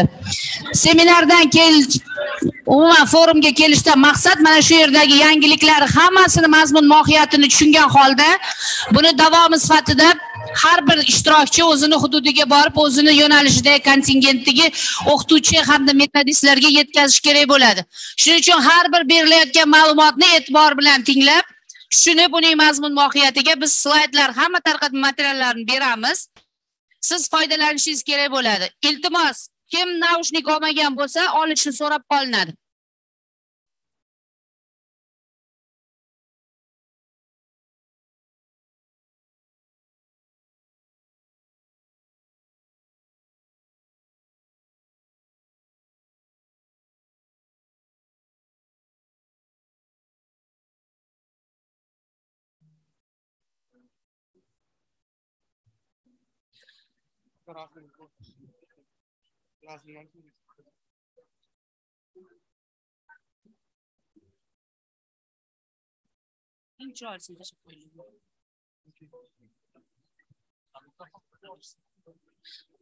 Hurmatli ustozlar, o'tirib oling iltimos.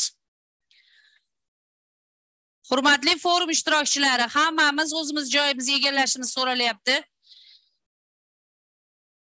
Qoraqalpog'iston Respublikasi, baribir yo'qlama qilmasam oxiriga yeta olmayapman, ming bor uzr. Qoraqalpog'iston Respublikasi, Andijon viloyati, rahmat. Buxoro viloyati, hamma bora, rahmat. Jizzax viloyati, rahmat. Navoiy viloyati, rahmat. Namangan viloyati, rahmat. Sirdaryo viloyati, rahmat. Samarqand viloyati, Samarqand viloyati, Samarqand viloyati, kamchilik sizda qolganlar. Samarqand viloyati, rahmat. Surxondaryo viloyati, rahmat. Qashqadaryo viloyati, rahmat. Farg'ona viloyati. Qolganlar tezlashtirib bering E'zozxon opa. Rahmat.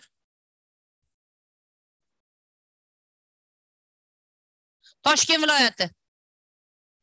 Qolganlar ham tezlashtirib beringlar. Toshkent shahar. Rahmat. Iltimos, hamma o'tirib olsin, boshlaymiz tadbirni.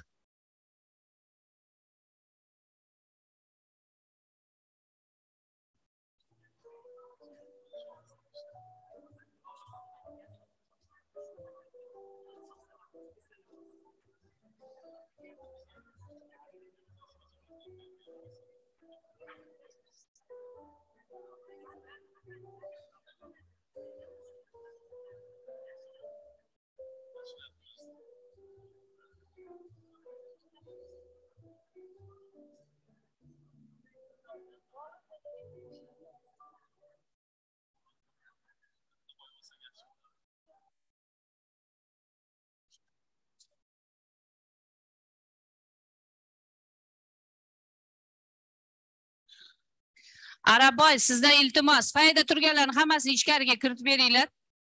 Yigitlar shu yerda hammasi bor. Hurmatli ustozlar,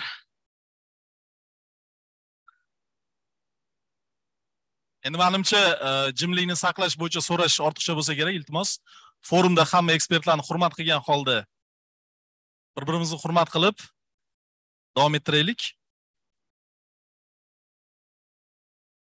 Qadrli ustozlar, demak, Milliy forumning ikkinchi sessiyasini boshlaymiz. Ikkinchi sessiyada asosiy ma'ruzachilardan biri hisoblangan va Singapur matematikasi rivojida o'ziga xos hissa mehnatga ega inson, Nanyang Texnologiya universiteti professori, Milliy ta'lim institutining matematika professori Dr. Choi Ban Hengga bermoqchiman. Singapurning matematika bo'yicha past ko'rsatkichdan eng yaxshi ko'rsatkichga ko'tarilishdagi yo'li mavzusida Singapurlik ekspertimiz hozir taqdimot qiladilar. O'ylaymanki, juda ham qiziqarli. Dr. Choi, welcome. Thank you for joining us and for your presentation. And please, floor is yours. Thank you very much. A very good morning to everyone. It's the afternoon over here in Singapore. I thought to start off, just to give a very brief context about Singapore. We just celebrated our National Day yesterday. And we are a very young nation, 57 years old, and since 9th of August 1965. And before we begin, I think it's important to have a common understanding of what do we mean by excellence in mathematics. And the word excellence means surpass. And this idea is actually multifaceted. In other words, it is dependent on many factors. Very often people think of excellence as in terms of excellence in terms of the score that we obtain for international studies, like PISA and TIMSS. And to be fair, Singapore has been doing well in the last few runs of the TIMSS and PISA. But really, excellence in mathematics education is much more than this. It's just more than simply good results. And in fact, if we think of excellence as confluences, that means the idea that two or more rivers comes to meet together, or two or more factors coming together. And I think excellence is really going beyond just the features, but rather the coming together or flowing together of different educational aspects at a single purpose. And I think that's what makes Singapore do very well. But just to kind of highlight the whole talk that I'm trying to get at, that it is really a journey, not a destination. A little bit of background about Singapore. In 1965, some of the influences that we have, I mean, in Singapore, there is no natural resources. We have no oil. We don't even have enough water. We don't have enough sand. And there were social tensions at that time. And there were political tensions. Our country was separated from Malaysia. Yeah. And there were economic challenges and, of course, educational challenges. And what we need to do at that time is really to create a well-educated workforce. And so pretty much the journey that Singapore has taken follows pretty much the historical development of Singapore. And improving the educational system has been identified very early in the 1960s as one of the key levers to lift Singapore's performance from that of a low performer to a high performer. So the Singapore educational system has gone through several changes in the last 57 years. In the beginning, from 1965 to 1978, we went through what we call the survival-driven phase. In other words, the primary objective is to survive as a young country. At that time, there were a few important policies, one of which is the bilingual policy, which ensures that we learn English as an international language for business, and at the same time, retaining our roots in terms of our ethnicity. So for example, I'm Chinese, so I learn the Chinese language, and somebody who is a Malay will learn the Malay language. And it's the beginning of what we call a single school system. In the late 1970s, we begin to move away from the one-size-fits-all to what we call the streaming. And that's to reduce what we call educational wastage. And that begins the efficiency-driven phase. After many years, when it comes to 1998, we begin to move towards an ability-driven phase. And by that time, we have a high average. And what we are trying to do is to encourage schools to develop their own curriculum.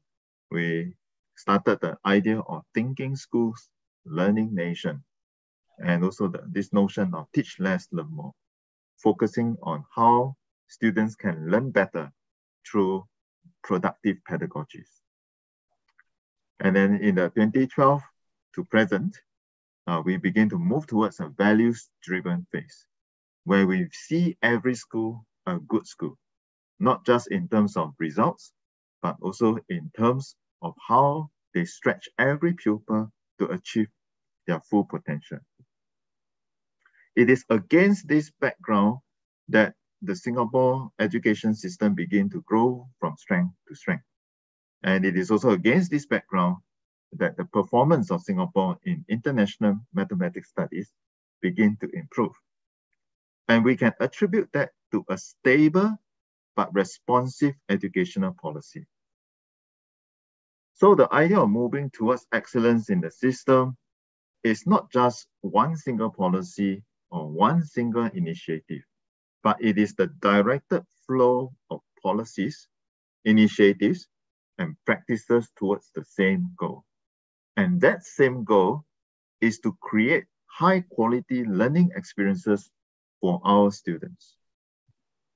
And it is the coming together of different understandings about curriculum, teaching, learning, assessment, and the use of technology. Not about a single understanding.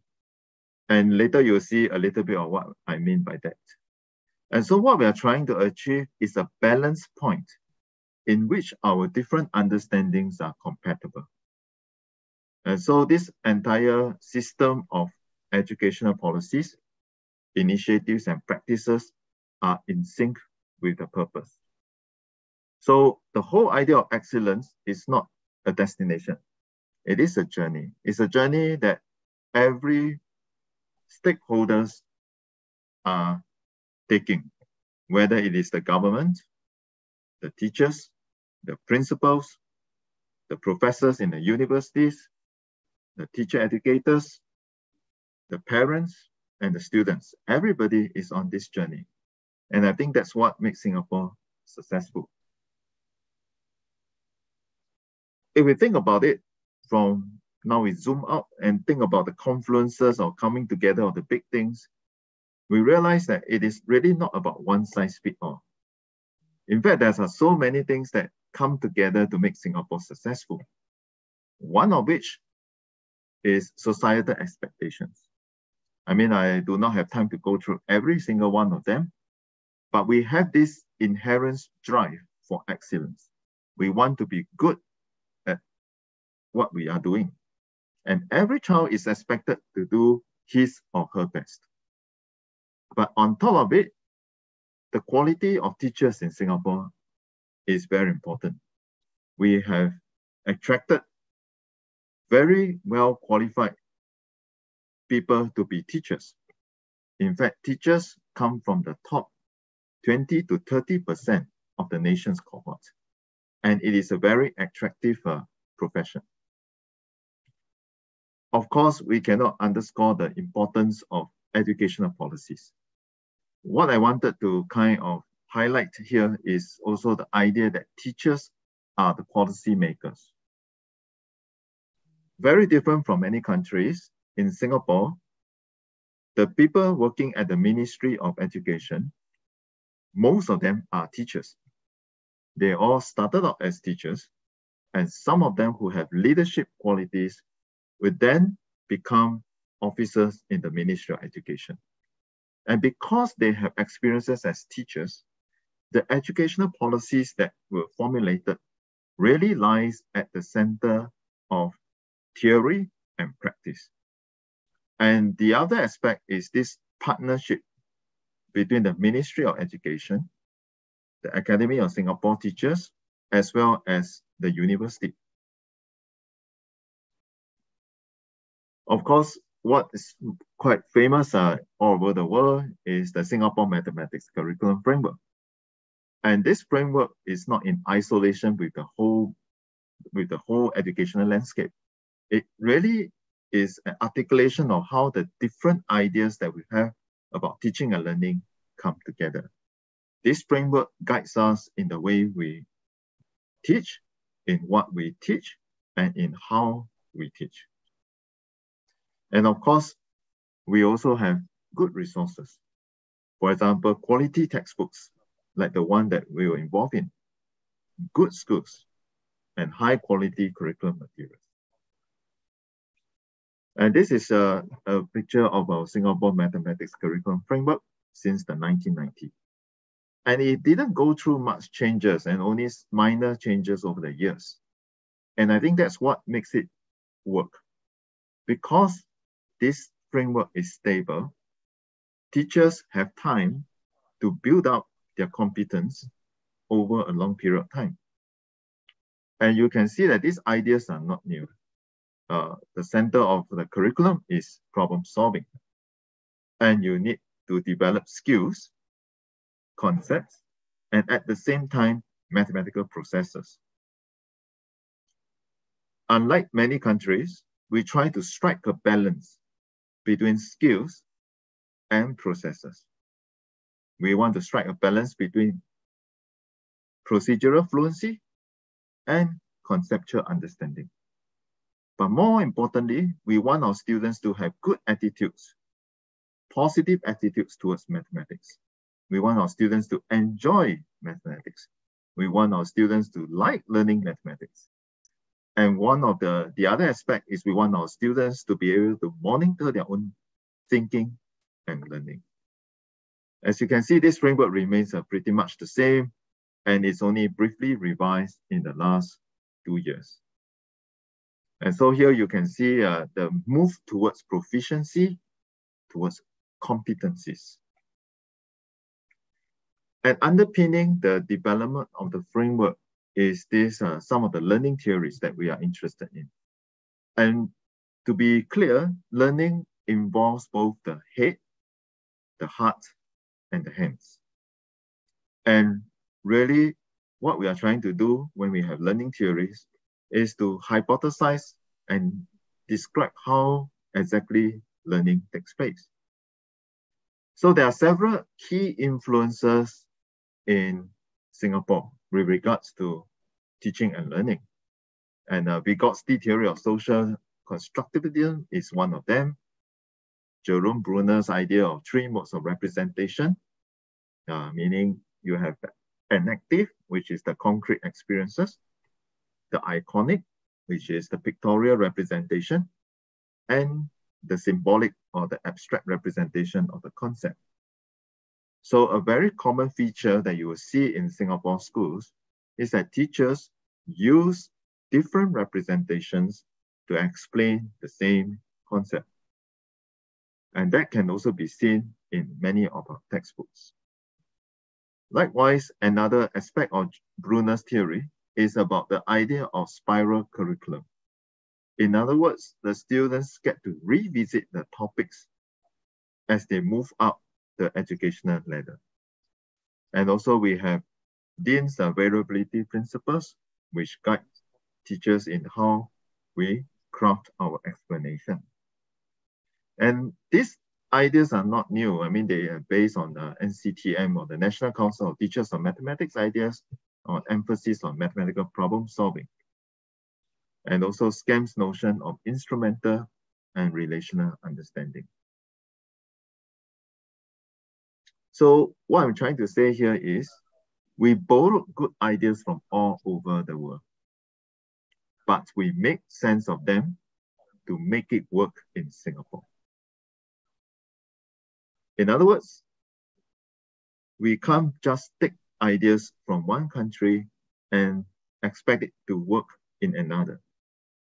What the country needs to do is to make sense of these good ideas and make them work for our own country. And that's what we did in Singapore over the last 57 years. And at the heart of it is also the confluences of small things. And it is a recognition that good teaching can take a variety of forms. There is no one way of thinking about good teaching. And our textbooks and our resources reflect that. On one hand, we want to teach for procedural fluency. We want our students to strive for mastery. We make use of good typical problems that we typically use in class. But on the other hand, we also teach for conceptual understanding. We have good explanation and we can use these problems beyond the usual usage. And very often we want to emphasize the ideas before the procedures. And we do this by orchestrating discussions around both rich tasks and typical problems. Assessment also begins to change in relation to what we are trying to achieve. And increasingly, we can see that the assessment items becomes more varied and they assess students' ability to reason and give explanation. I mean, some closing remarks just to kind of give you a very quick snapshot of the entire journey that we have taken. It is not one single thing. It's not just the big things that we are looking at, but also the small things. In other words, it's not just what happens at the policy level, but also what happens at the individual level in the classroom. Teaching and learning is more complex than we have imagined. because they have multiple influences and we need to make sense of them. Excellence is not a destination, but a journey. And so it's the confluences of big things and small things that makes education work. So with that, I thank you, and I'm happy to take some questions if there's any.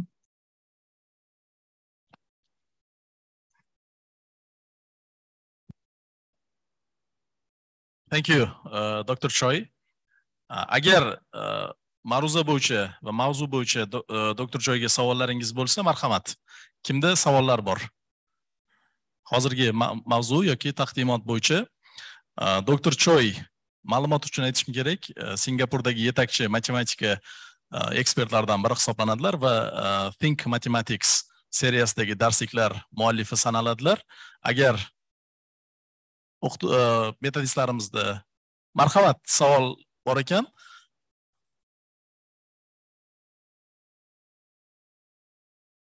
mikrofon.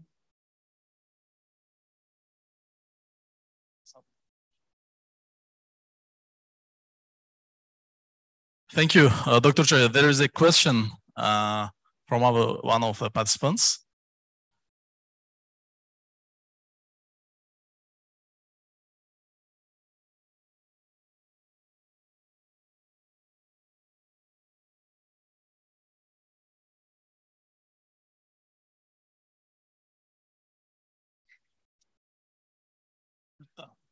Pultdan yoqib yuborishsin mikrofon. Bo'ldi, ishladi. Marhamat. Добрый день. Я очень внимательно слушала нашего коллегу, но мне хотелось бы, чтобы он хотя бы минуты на 3 раскрыл 3 модули по программе обучения математики.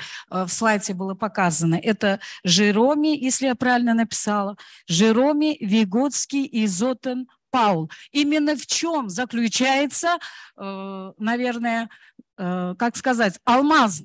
В чем? Потому что вы просто сказали, а не раскрыли, если можно, конечно.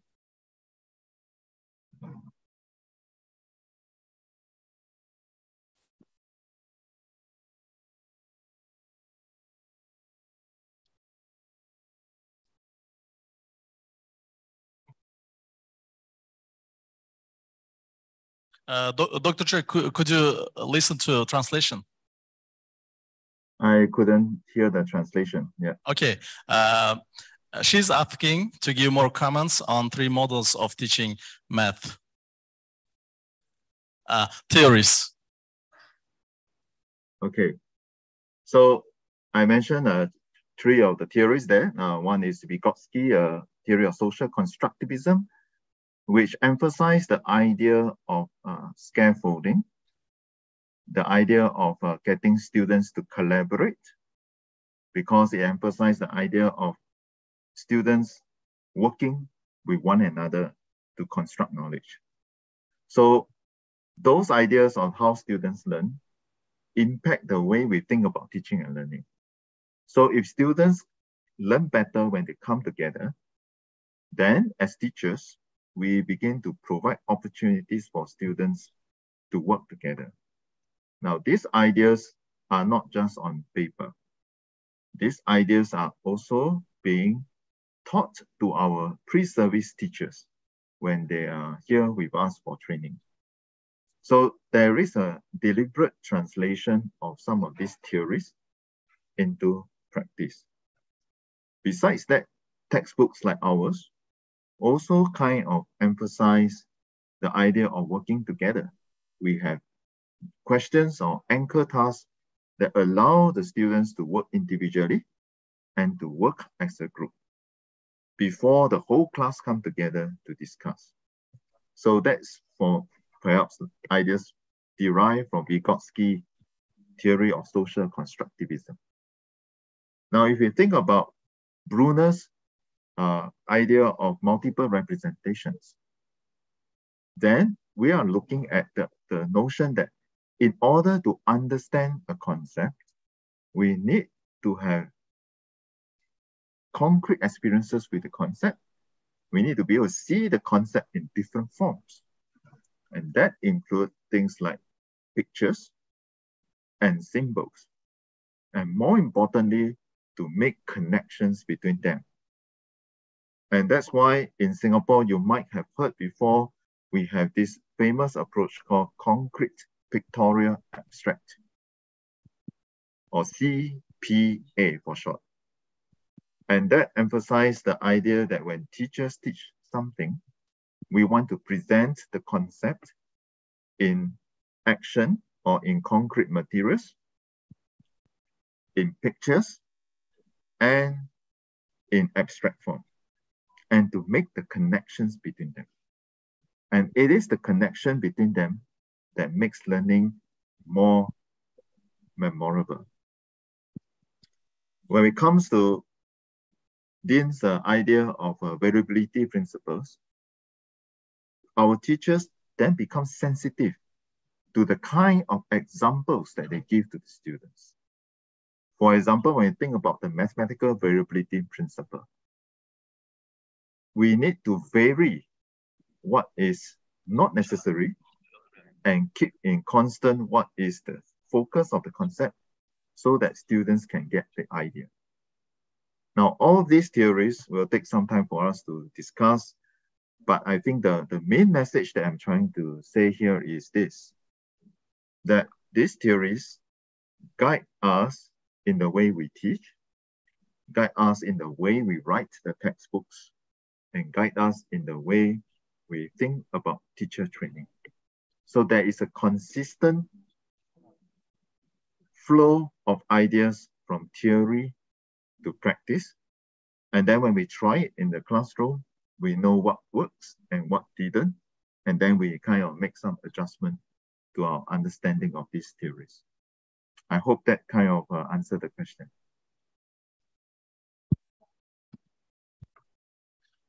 Thank you, Dr. Choi. And thank you for your interesting and informative presentation. We talk a lot about the Singapore miracle, and often the one thing is clear, the main reason for this miracle is the focus on education, I think. So the Minister of Public Education thanks you for your cooperation. We believe this is just the beginning of our partnership with a skilled math expert like you. And so we have here our experts from Uzbekistan as well. They are listening to you. I think maybe next time we will have some face-to-face math trainings here in Uzbekistan. And thank you for your valuable time. Thank you for joining us. Thank you. Qadrli ustozlar, pedagoglar, endi bu bizda shunday hozir aynan mana shu Singapur matematikasi bo'yicha kelajakda bir qator rejalarimiz ham bor va bu yildan boshlab mana shu yerda ta'limga xayrixoh bo'lgan ayrim yurtdoshlarimiz tomonidan shunday tashabbuslar bildirilyapti. Ajab emas. Mana shu yilda bir qancha o'sha xalqaro darsliklarni hozir tajribadan o'tkazish yo'lga qo'yildi va kelajakda aynan Singapur matematikasi bo'yicha ham mana shu darsliklar bo'yicha, dasturi bo'yicha tajribalarni maktablarimizda joriy qilish rejalashtirilgan va aynan o'ylaymanki bu biz yaqin bir hamkorligimizni boshlanishi hisoblanadi va bu yilgi demak mazkur avgust kengashlarida, ya'ni Ustozlar milliy forumida yana bir o'ziga xos jihat, biz bu yil aynan maktablar yo'nalishi bo'yicha sho'balarda emas, balkim maktablarni o'ziga borib, o'zida o'sha muhitni ko'rib, o'rganish imkoniyatiga ega bo'lamiz maktab direktorlarimiz bilan birgalikda. Va aynan bugungi ushbu tadbirni kirish qismida o'z tajribasi bilan o'rtoqlashish uchun biz Toshkent xalqaro maktabi direktori Bill Kralovikni taklif qilganmiz va shuningdek bu yil bugungi tadbirimizda poytaxtimizda joylashgan Leader School demak nodavlat ta'lim muassasasi rahbari Feruza Narimanovna ham ishtirok etyaptilar. Shuningdek Ziyo Zukko nodavlat ta'lim muassasasi rahbari Nargiza Qamariddinova ishtirok etyaptilar. O'ylaymanki, bu hamkorlik o'ziga xos bo'ladi. Biz bularni taklif etishimizdan maqsad va sizni aynan maktabga tashrifingizni tashkil qilishdan maqsad bugungi zamonaviy ta'limda maktab muhiti qanday bo'lishi kerak va bugungi zamonaviy ta'limda maktab direktorining qiyofasi qanday bo'lishi kerak, u qaysi bir liderlik xususiyatlarga ega bo'lishi kerak. Mana shu xususida suhbatlashish uchun va tajriba almashish uchun bu qismni tashkil etganmiz. Hozir mamnuniyat bilan navbatni zamonaviy ta'lim muhiti, o'qituvchilar va o'quvchilar bilan ishlash mavzusida uchun so'z navbatini men taqdimot navbatini Bill Kralovikka bermoqchiman. Bill, thank you for joining us, and I think very interesting presentation and very interesting tower is waiting ahead us, and the floor is yours, please.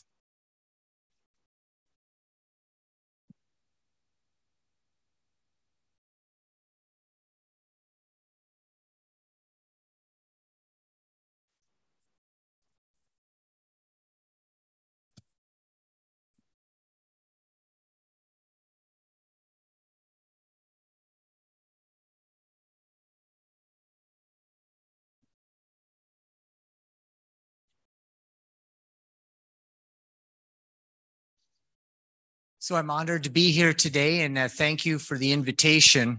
My name is Bill Kralovic, and I'm the director of the Tashkent International School. And we're outside of the Ministry of Education here in Uzbekistan, and we're an international school, and so we have international standards. So if you go to the next slide. Oh, I can do that, right? Yep. Okay, good. Thanks. Can I just press this one? Yeah. So just to give you a little background of our school, we have 500 students, and they range from ages 3 all the way up to 18. So we have a kindergarten, and then it goes all the way up to graduation. And out of these 500 students, we have over 40 different nationalities. And our main clientele, the students who, or the families who are coming to the school, are from the diplomatic community. So we have all of the embassies that are representative. We have all of the NGOs from the UN and the World Bank. We also have international businesses like John Deere and General Motors and Lukoil.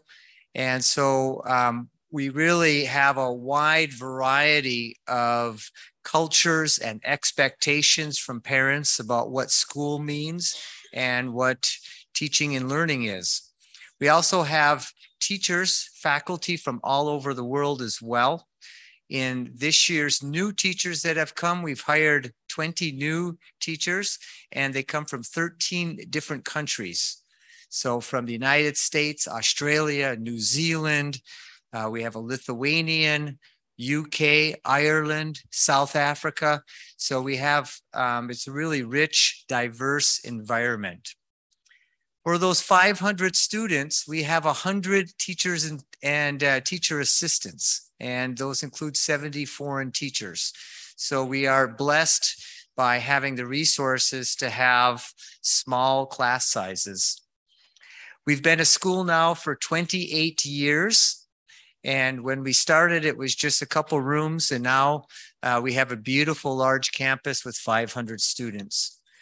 Our curriculum is the International Baccalaureate, the IB, and each May we have the exams. And so we do have our, like the PISA scores or the Singapore math scores. We do, academics is important to us.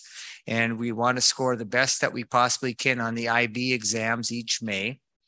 And then we are accredited by the Council of International Schools and by the New England Association of Schools in the United States. And so we have to set for their standards. Now, I'm going to take you behind the scenes a little bit of our school. One of the big initiatives that we're doing this school year is we have a new purpose statement. And this is the main focus of our teaching and learning. And our mission statement, our purpose statement, is that we are a community of learners. So that's not only the students, that's the teachers, that's the parents, that's anybody who's working at the school, they're learning as well. And it's important to focus on that as a teachers, we're learning and we should be expecting to improve our craft all the time. Who challenge ourselves And that was a tough word to get in, to have everybody agree on the word challenge, you know, because challenge can be a problem, okay? But what we take that challenge is that we have to set higher goals for ourselves, and we have to challenge each other in a variety of ways. Explore boundaries. And when we explore boundaries, we try new things and make connections. And that is a big thing with our parents and with our teachers in the international community, more so almost than academic performance, is the relationships that they make with the teachers and with their fellow students. And developing good citizens who are kind to each other and who are thinking about the greater interests of the community is more important to me than academic performance. And all of those things come together to create a positive difference. So our ultimate goal is to have a better country, a better community, a better family, and for each of our students, you know, for them to be a better husband or father or sibling. And, you know, so it's really kind of getting away from just focusing on the scores on the IB exams, but really focusing on the whole student. For those English language learners, we have a lot of English language learners at our school. So this is our mission statement in Russian, Korean, and Uzbek.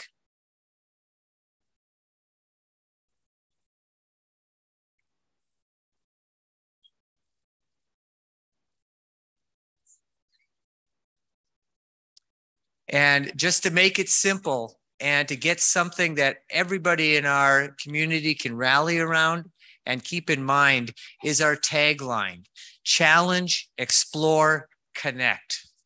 And all of that we do daily goes back to those three words: challenge, explore, and connect.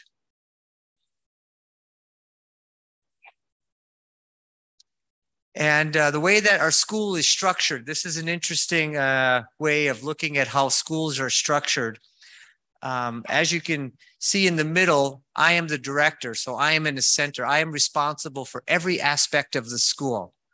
And it kind of looks like a target. And sometimes I feel like I'm, you know, the bullseye of the target a lot of times when I got parents and teachers and students and everybody's complaining and, you know, doing all that. I feel like I'm the center. I'm the bullseye. But, you know, again, the reality is that I'm the only person in the community who's responsible for everything that happens on the school campus. And so you principals in the office, you know, that's how you are. So the way that we do it then is we have our different circles or our layers of leadership. So on that second layer that's in black, we have the principals and we have the operations manager. They're in the senior leadership team. And then we go further out where you have your subject area coordinators are in charge, or the athletic director.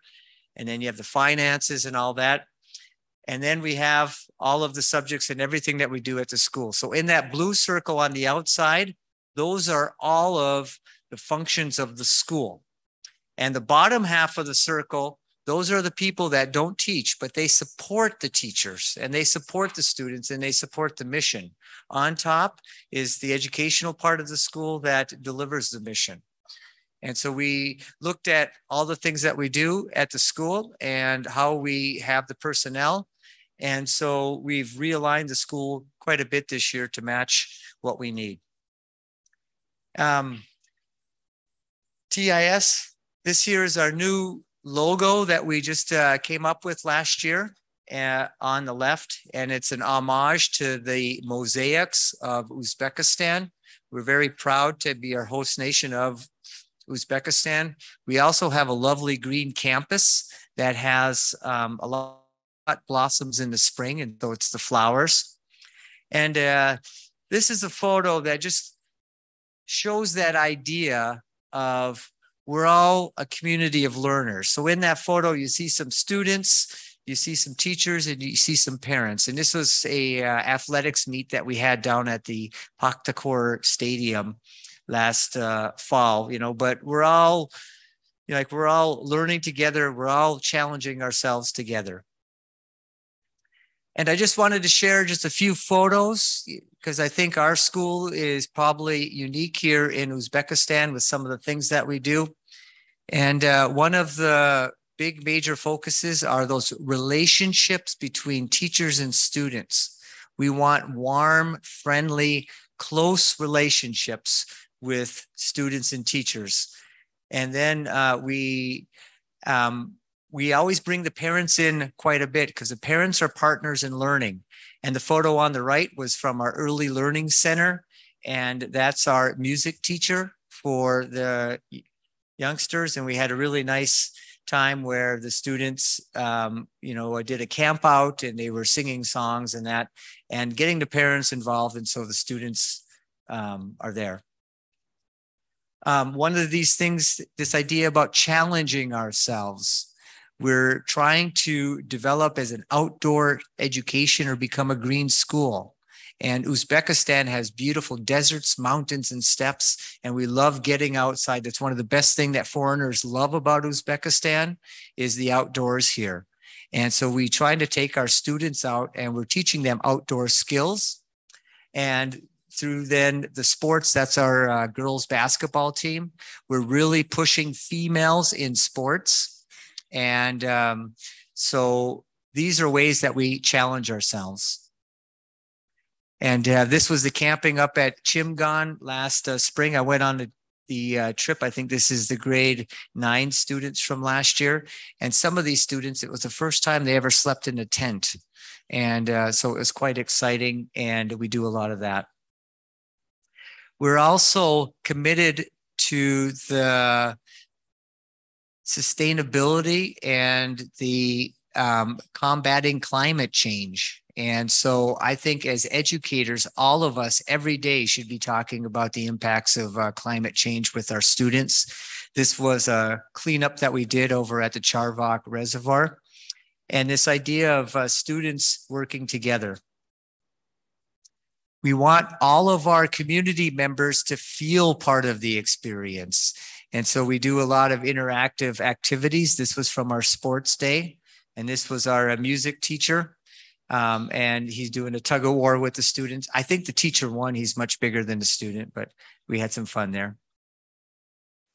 And then this idea of all of the richness of the activities. So this is one of our students. We hosted a TED Talk here where the students come up and they deliver the speeches and they talk about things that are important to them. That's our Uzbek studies teacher there and teaching the students the traditional Uzbek dances. And we feel it's important to do things like that, active learning. Once again, there's our statement of a purpose. And we've been talking this year now with our next strategic plan is about the TIS way. And I think all schools need to develop their own identity about how they're going to teaching and learning. What are their values and beliefs of teaching and learning? And so all of the faculty and the parents and the students, we're taking the next 3 years of our strategic plan to define what is the TIS way. And here's what we're going to be doing over the next 3 years. And this is our sports teams. And in as American schools, sports are a very important part of the school curriculum. And we have a soccer team, and our school's nickname is the Owls. And that's because there was a bunch of owls roosting on our school campus when we first moved there. But it's a great mascot to have for education. Now, our major focus this year is co-designing learning with students. So we want the students to give feedback, and all of the teachers, we are stressing this with their students. Get feedback from your students. We want every student to feel that they are listened to and that their opinion is valued. Because in the future, when these students leave our schools, they're going to have a variety of jobs and a variety of careers. And the way things are changing, they need to design their own learning journey. Because as professionals, they're going to have to choose what they have to learn next. and they need to build those skills while they're in school. And so we're stressing co-designing learning moments with the students. And this here is a photo from our Model United Nations conference, and the entire conference, it's a mock assembly, like they do the General Assembly and everything that the United Nations does. And they do it, but it's run by the students. So the student is they're in charge of all of the committees. They run the entire program. And so the teachers just to sit back. We do a lot of prep work to get them to that, but that's that idea of students taking ownership of their learning. We also are working on a coherent curriculum. It's very difficult for us when you have so many different nationalities and expectations. And then we have a lot of transitions. We have new teachers coming every time. So it's important to plan out to have a fundamental base of what we are teaching and learning. Another thing that we need to focus on at our school is a focus on transitions. And so what I mean by transition is from when one student goes from the early learning center to the elementary, to the secondary, to the high school, or when we get a new family coming to Tashkent and to integrate them into the school, and also as they're transitioning out of the school. And so that's something that we're always trying to improve. We have our learning principles, and we really have to develop those. And I can get into those if you have any questions about that later. And, you know, so the attitudes that we're taking to driving teaching and learning at our school will be as follows.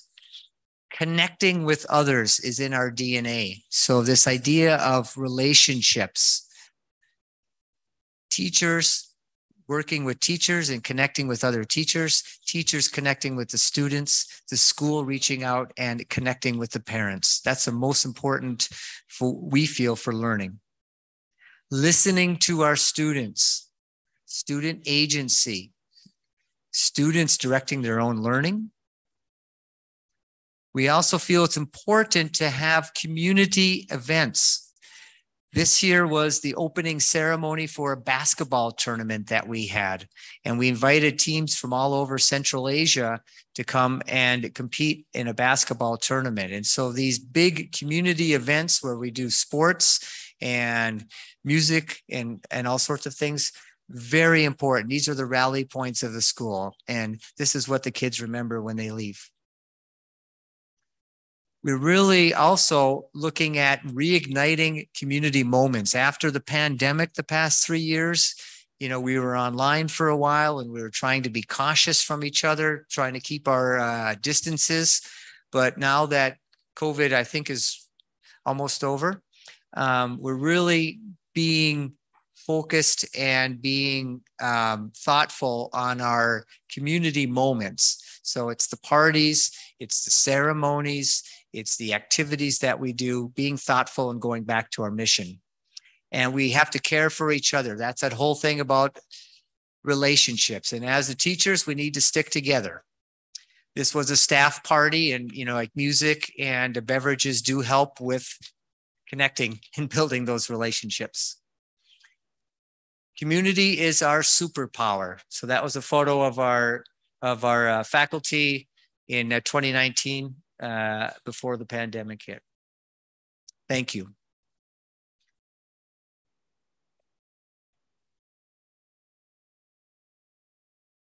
Are there questions? Marhamat, agar savollar bo'lsa berishingiz mumkin.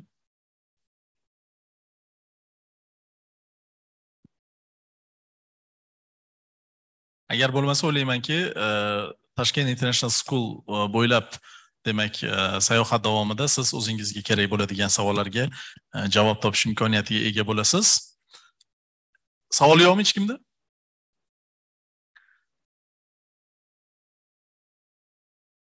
Thank you, Mr. Will. I think everything is clear for them.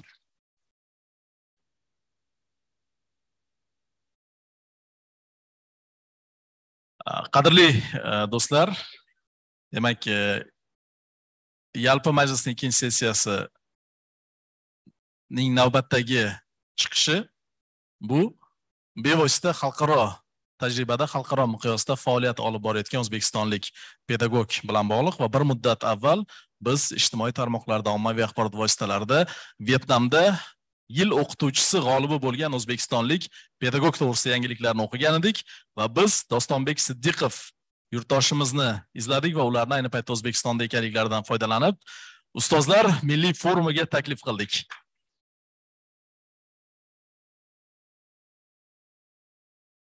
Mavzu ta'lim tizimi o'zgarishlarida o'qituvchilarning o'rni. Marhamat. Assalomu alaykum, hurmatli ustozlar, hamkasblar, tashkilotchilar va yurtimiz mehmonlari. Ladies and gentlemen, to make it easier for everyone, I would like to make my speech in Uzbek. Thank you very much. So, ismim Doston Siddiqov, ayni paytda Vietnamda 5 yildan buyon faoliyat yuritaman. Bin School Imperiya xalqaro maktabida va 2021-22 o'quv yillarida yil o'qituvchisi sifatida e'tirof etildim. Avvalo tashkilotchilarga rahmat aytmoqchi edim, mana shu yerga meni taklif qilishgani uchun. Bir vaqtlar endi o'qishni bitirib kelgan yilim orzu qilardim. Dalalarda yurganimizda, fermerdan gap eshitganimizda, ko'chalarda supurib yurgan paytimizda shunaqa bir o'tib ketgan paytda orzuim bo'lgan. Qaniydi meni ham shunaqa joylarga taklif qilishsa-yu, muammolarni shart gapirib tashlasam degan. Endi mana niyatim xolis ekan, shu yerda turibman. Lekin sal kechikibman shekilli, muammodan ko'ra yutuqlarimiz ko'proq ko'rinyapti. Shuning uchun bugun muammolardan ko'ra ko'proq shu yutuqlar haqida gapirgani kelgandim. Xullas, O'zbekistonda ayni paytda yashamasam ham doimiy ravishda o'qituvchilarning farzandiman, o'zim o'qituvchiman, umuman oilaviy o'qituvchilarimiz. Shuning uchun ta'limdagi o'zgarishlarni doimiy ravishda kuzatib turamiz. Boshqa davlatda bo'lsa ham va bir nechta davlatlarda bo'lib ishlab, ta'lim tizimini o'rgangan mutaxassis sifatida aytishim mumkinki, hozirgi bo'layotgan islohotlar, o'zgarishlar juda ham ko'p mamlakatlarning, davlatlarning orzusi hisoblanadi. Bu fakt. Ana endi o'zgarishlar deganda ingliz tili sifatida o'qituvchi sifatida aytishim mumkin. Hozirgi paytda Cambridge darsliklarini olib kelib O'zbekistonda o'qitilishi, buni aytmasak bo'lmaydi. Chunki men o'zim ishlaydigan xalqaro maktab 2 yildan beri Cambridge bilan hamkorlik qiladi va 2 yil oldingi va hozirgi holatini juda ham yaxshi bilaman.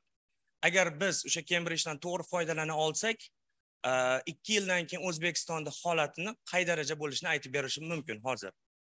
Endi to'g'ri foydalanish deganda nima demoqchiman? Men ishlaydigan maktabda 2 xil toifa o'qituvchi bo'lardi. ESL team va Cambridge team. Men ESL team deydim. Cambridge teamga o'taman deganimda mendan maxsus sertifikat so'ralgan, malaka talab qilingan va shunda direktorimga ozgina xafa bo'lib aytgandimki, 2 yildan beri shu yerda ishlayman, hurmatim yaxshi, o'quvchilar bilan juda ham ko'p sertifikatlarim bor.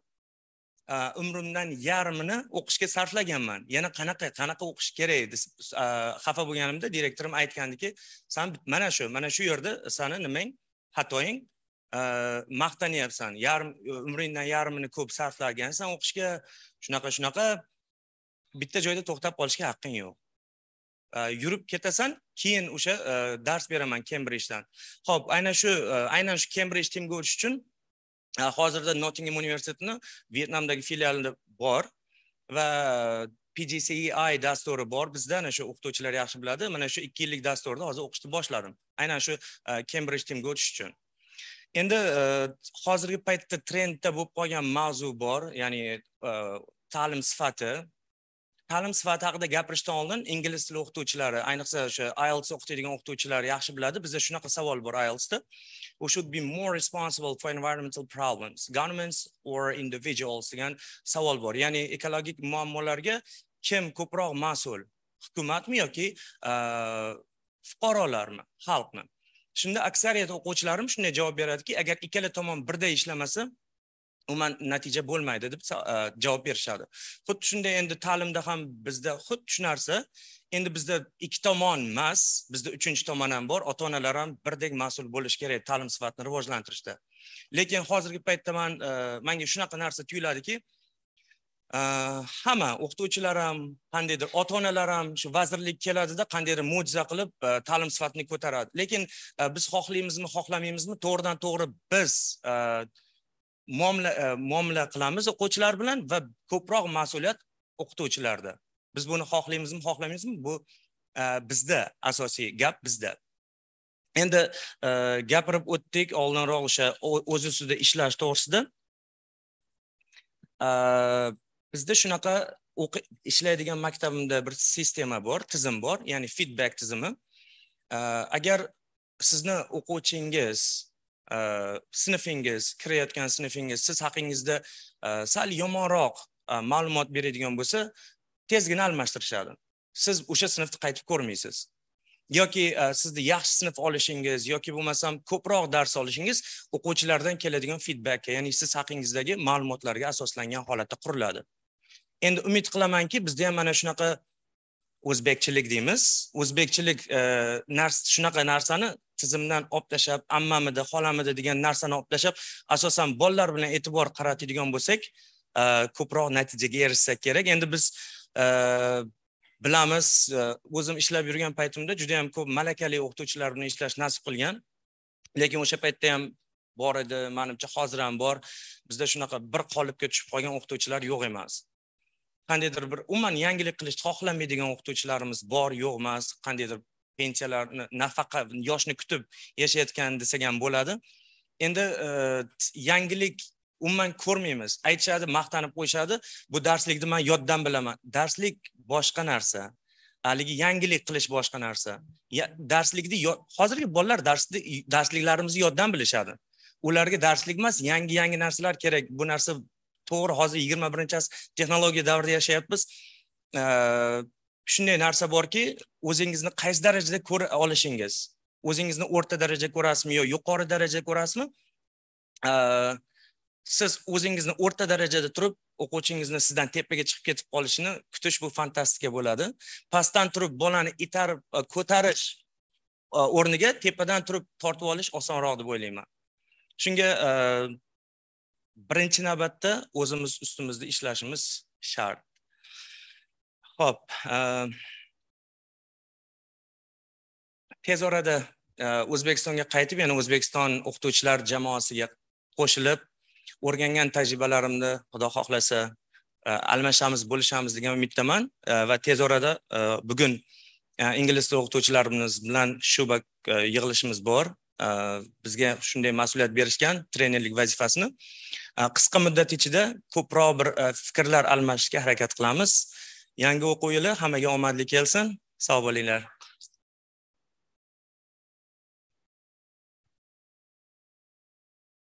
Davramizda Dostonbek Sidiqov kabi xalqaro darajadagi ekspertlar, o'qituvchilar, pedagoglar juda ko'p. Mana bu yerda yosh olim tadqiqotchi Baxtiyor Sheraliyev va mana bizning yaqin STEM bo'yicha ekspertimiz Dilek xonim va bir qator ekspertlarimiz o'tirishibdi va istisno tariqasida biz ularning ayrimlarigagina so'z beryapmiz va sho'balarda bu va demak jarayonlar davom etadi. Hozirgi navbat va biroz tushlikdan 10 daqiqa kech qolamiz, oldindan aytib qo'yishim kerak. Hozirgi navbat Buyuk Britaniyaning Open universiteti professori va bevosita O'zbekistonda o'qituvchilarning kasbiy salohiyatlarini oshirish bo'yicha yondashuvlarni moslashtirish va ommalashtirish loyihasining bosh tadqiqotchisi Freda xonimga beraman va aynan ularni biz video yozuv orqali demak tinglash imkoniyatiga ega bo'lamiz. Marhamat. Good morning. And thank you very much for inviting me to be with you today. I'm going to take a few minutes to share some of the work we've been doing with UNESCO on teacher professional development in Uzbekistan. Our work has been engaged with teacher professional development for all 500,000 teachers working in the public education system of your country. Before I say a little bit about our work in Uzbekistan, I'd like to say a few words about the importance of teacher professional development. Firstly, good teaching makes an impact. Many pupils are attending school but not finding it a productive experience. The pandemic has probably increased this number still further. We need high quality teacher professional development to change this situation. Secondly, teacher professional development needs to include professionals who work alongside teachers, school leaders, methodologists, district officials, regional centre staff, and so on. They too need to change their practices along with the teachers. Omitting them causes tensions in the system, which will limit the changes in classroom practices. All too frequently, projects come in and work directly with schools without enhancing the capabilities of these key actors. So this means we need to look very carefully at how professional learning is designed and implemented at scale. 3 features are pertinent here. Firstly, teacher professional development structures should align and integrate with the education ecosystem of the context. Secondly, we need to position professional learning as a way of being for all teachers, not something they do sporadically, but integral to their identity as professional educators. And finally, ICTs offer some exciting possibilities, ways to add value to professional development in terms of access and learning. Many teachers, including those working in remote areas, have access to electricity and affordable handheld digital devices, smartphones and tablet computers. We can utilize these for teacher professional development. We see all of these features emerging in the new TPD at scale model in Uzbekistan. So how do we create large-scale quality teacher professional development? In our work, we use the acronym TPD at scale. This refers to teacher professional development mediated by ICTs. We have 3 core principles in our work: equity, quality, and efficiency. Equity is about equity in learning for teachers, which enables them to respond to the learning needs of all their pupils. Equity is also, equally importantly, about recognizing the diversity of teachers in Uzbekistan. Teachers working in very different contexts, remote rural areas, urban areas, working in different languages, teachers with different histories of being a teacher, with different professional learning needs, and so on.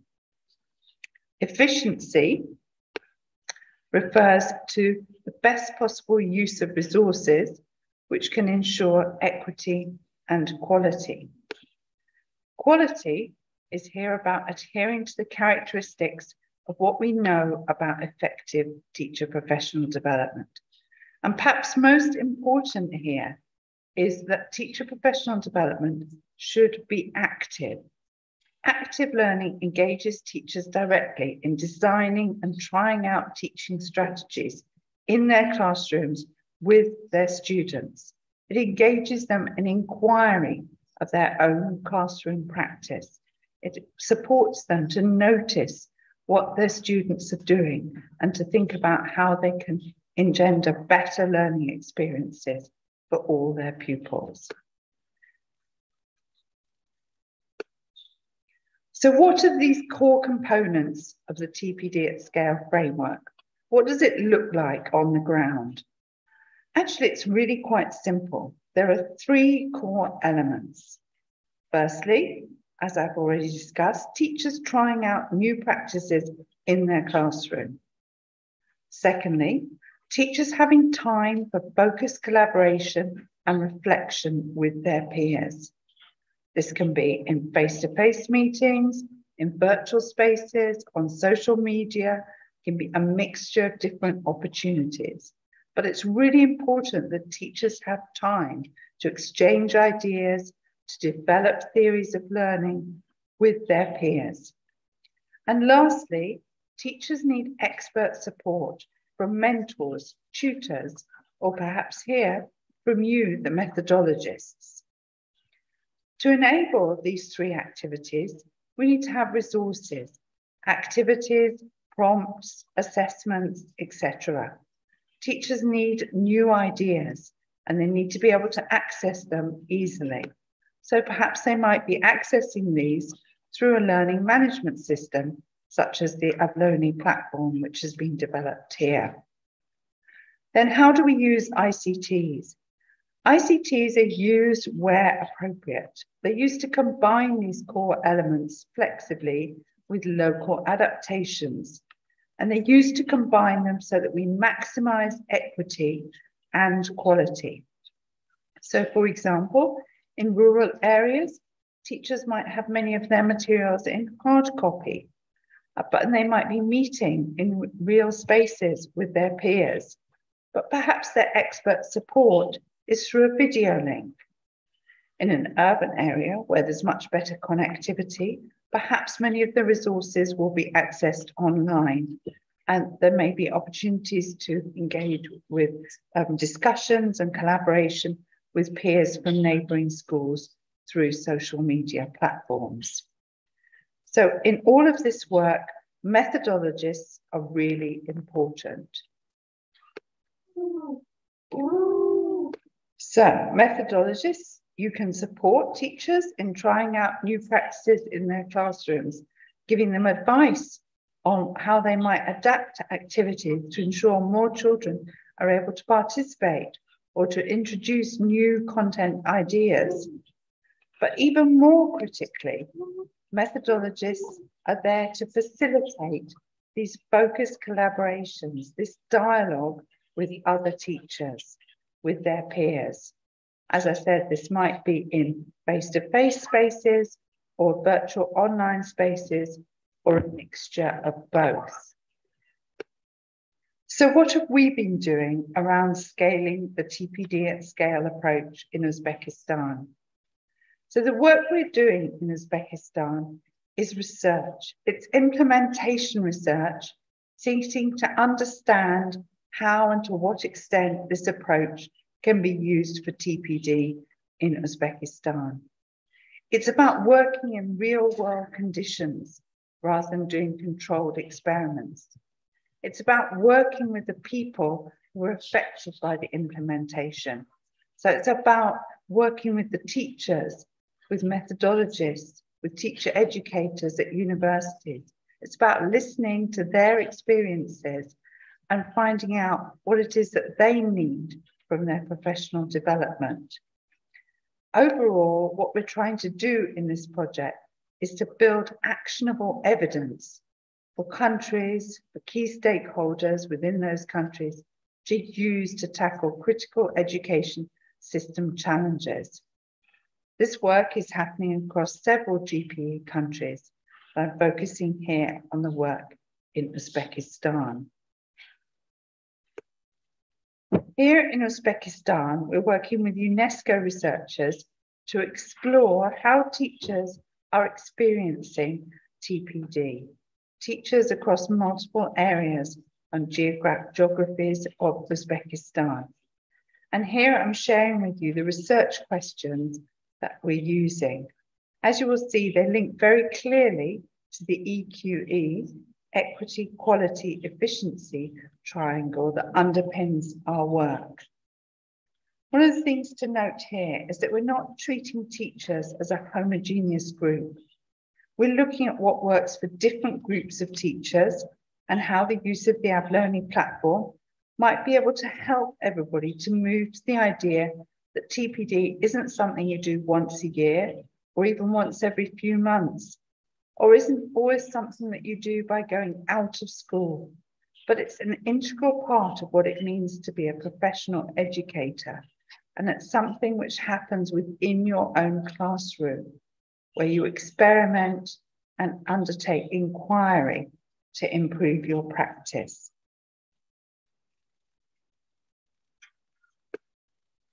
And here we're sharing with you the research design.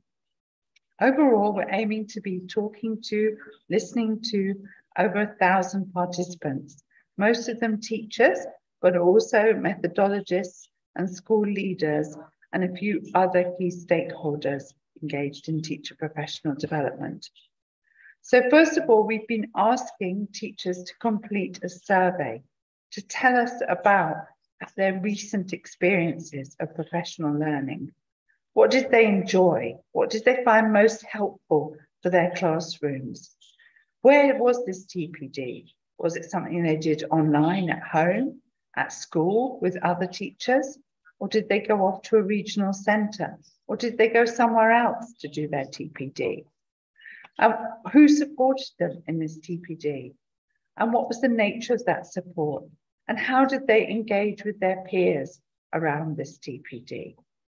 So we're currently gathering responses from many hundreds of teachers to these questions and several more. Then we're complementing this large-scale quantitative research with some in-depth qualitative research. The qualitative research involves talking to or interviewing teachers, school leaders, and methodologists in 4 regions across Uzbekistan.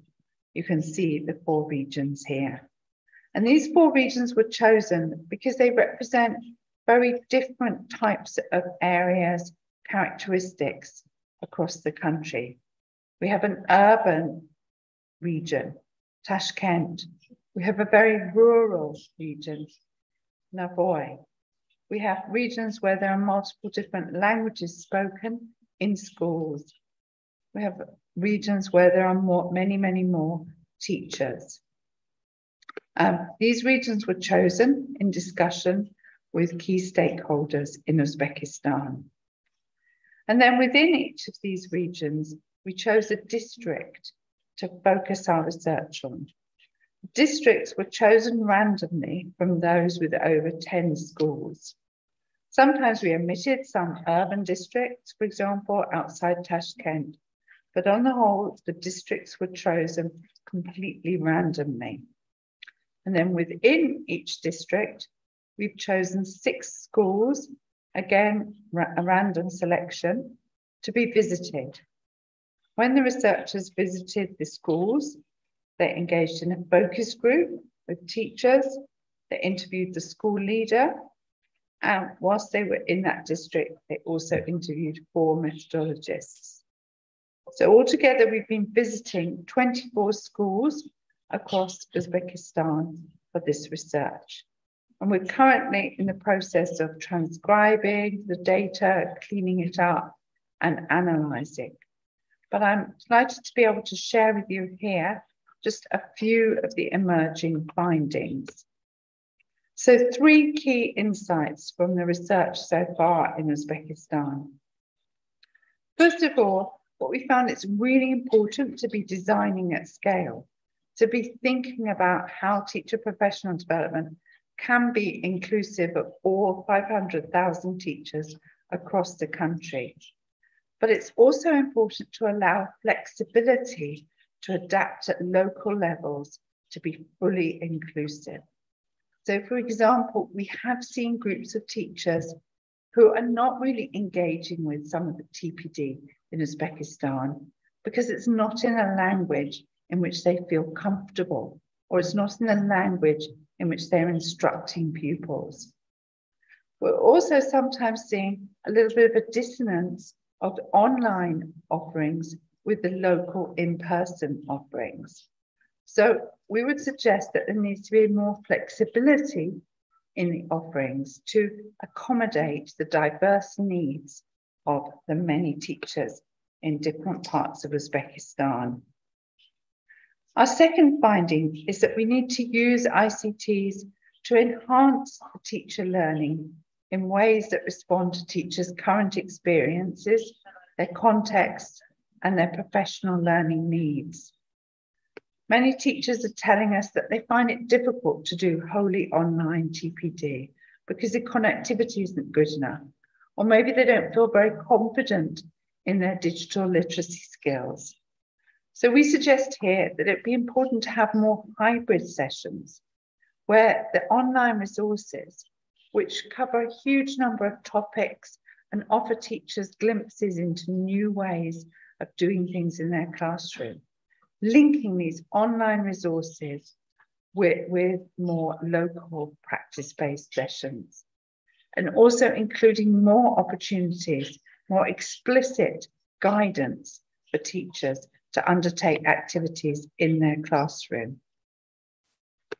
And finally, many of the methodologists that we've been talking to tell us they really value the professional learning they experience, and they would really like more of it, particularly to develop their digital skills and to keep up to date with pedagogic and subject developments. As we analyse the data further, we hope to be able to share with you more learnings about how TPD in Uzbekistan can be even more effective, more equitable, and encourage higher quality teaching. Thank you very much.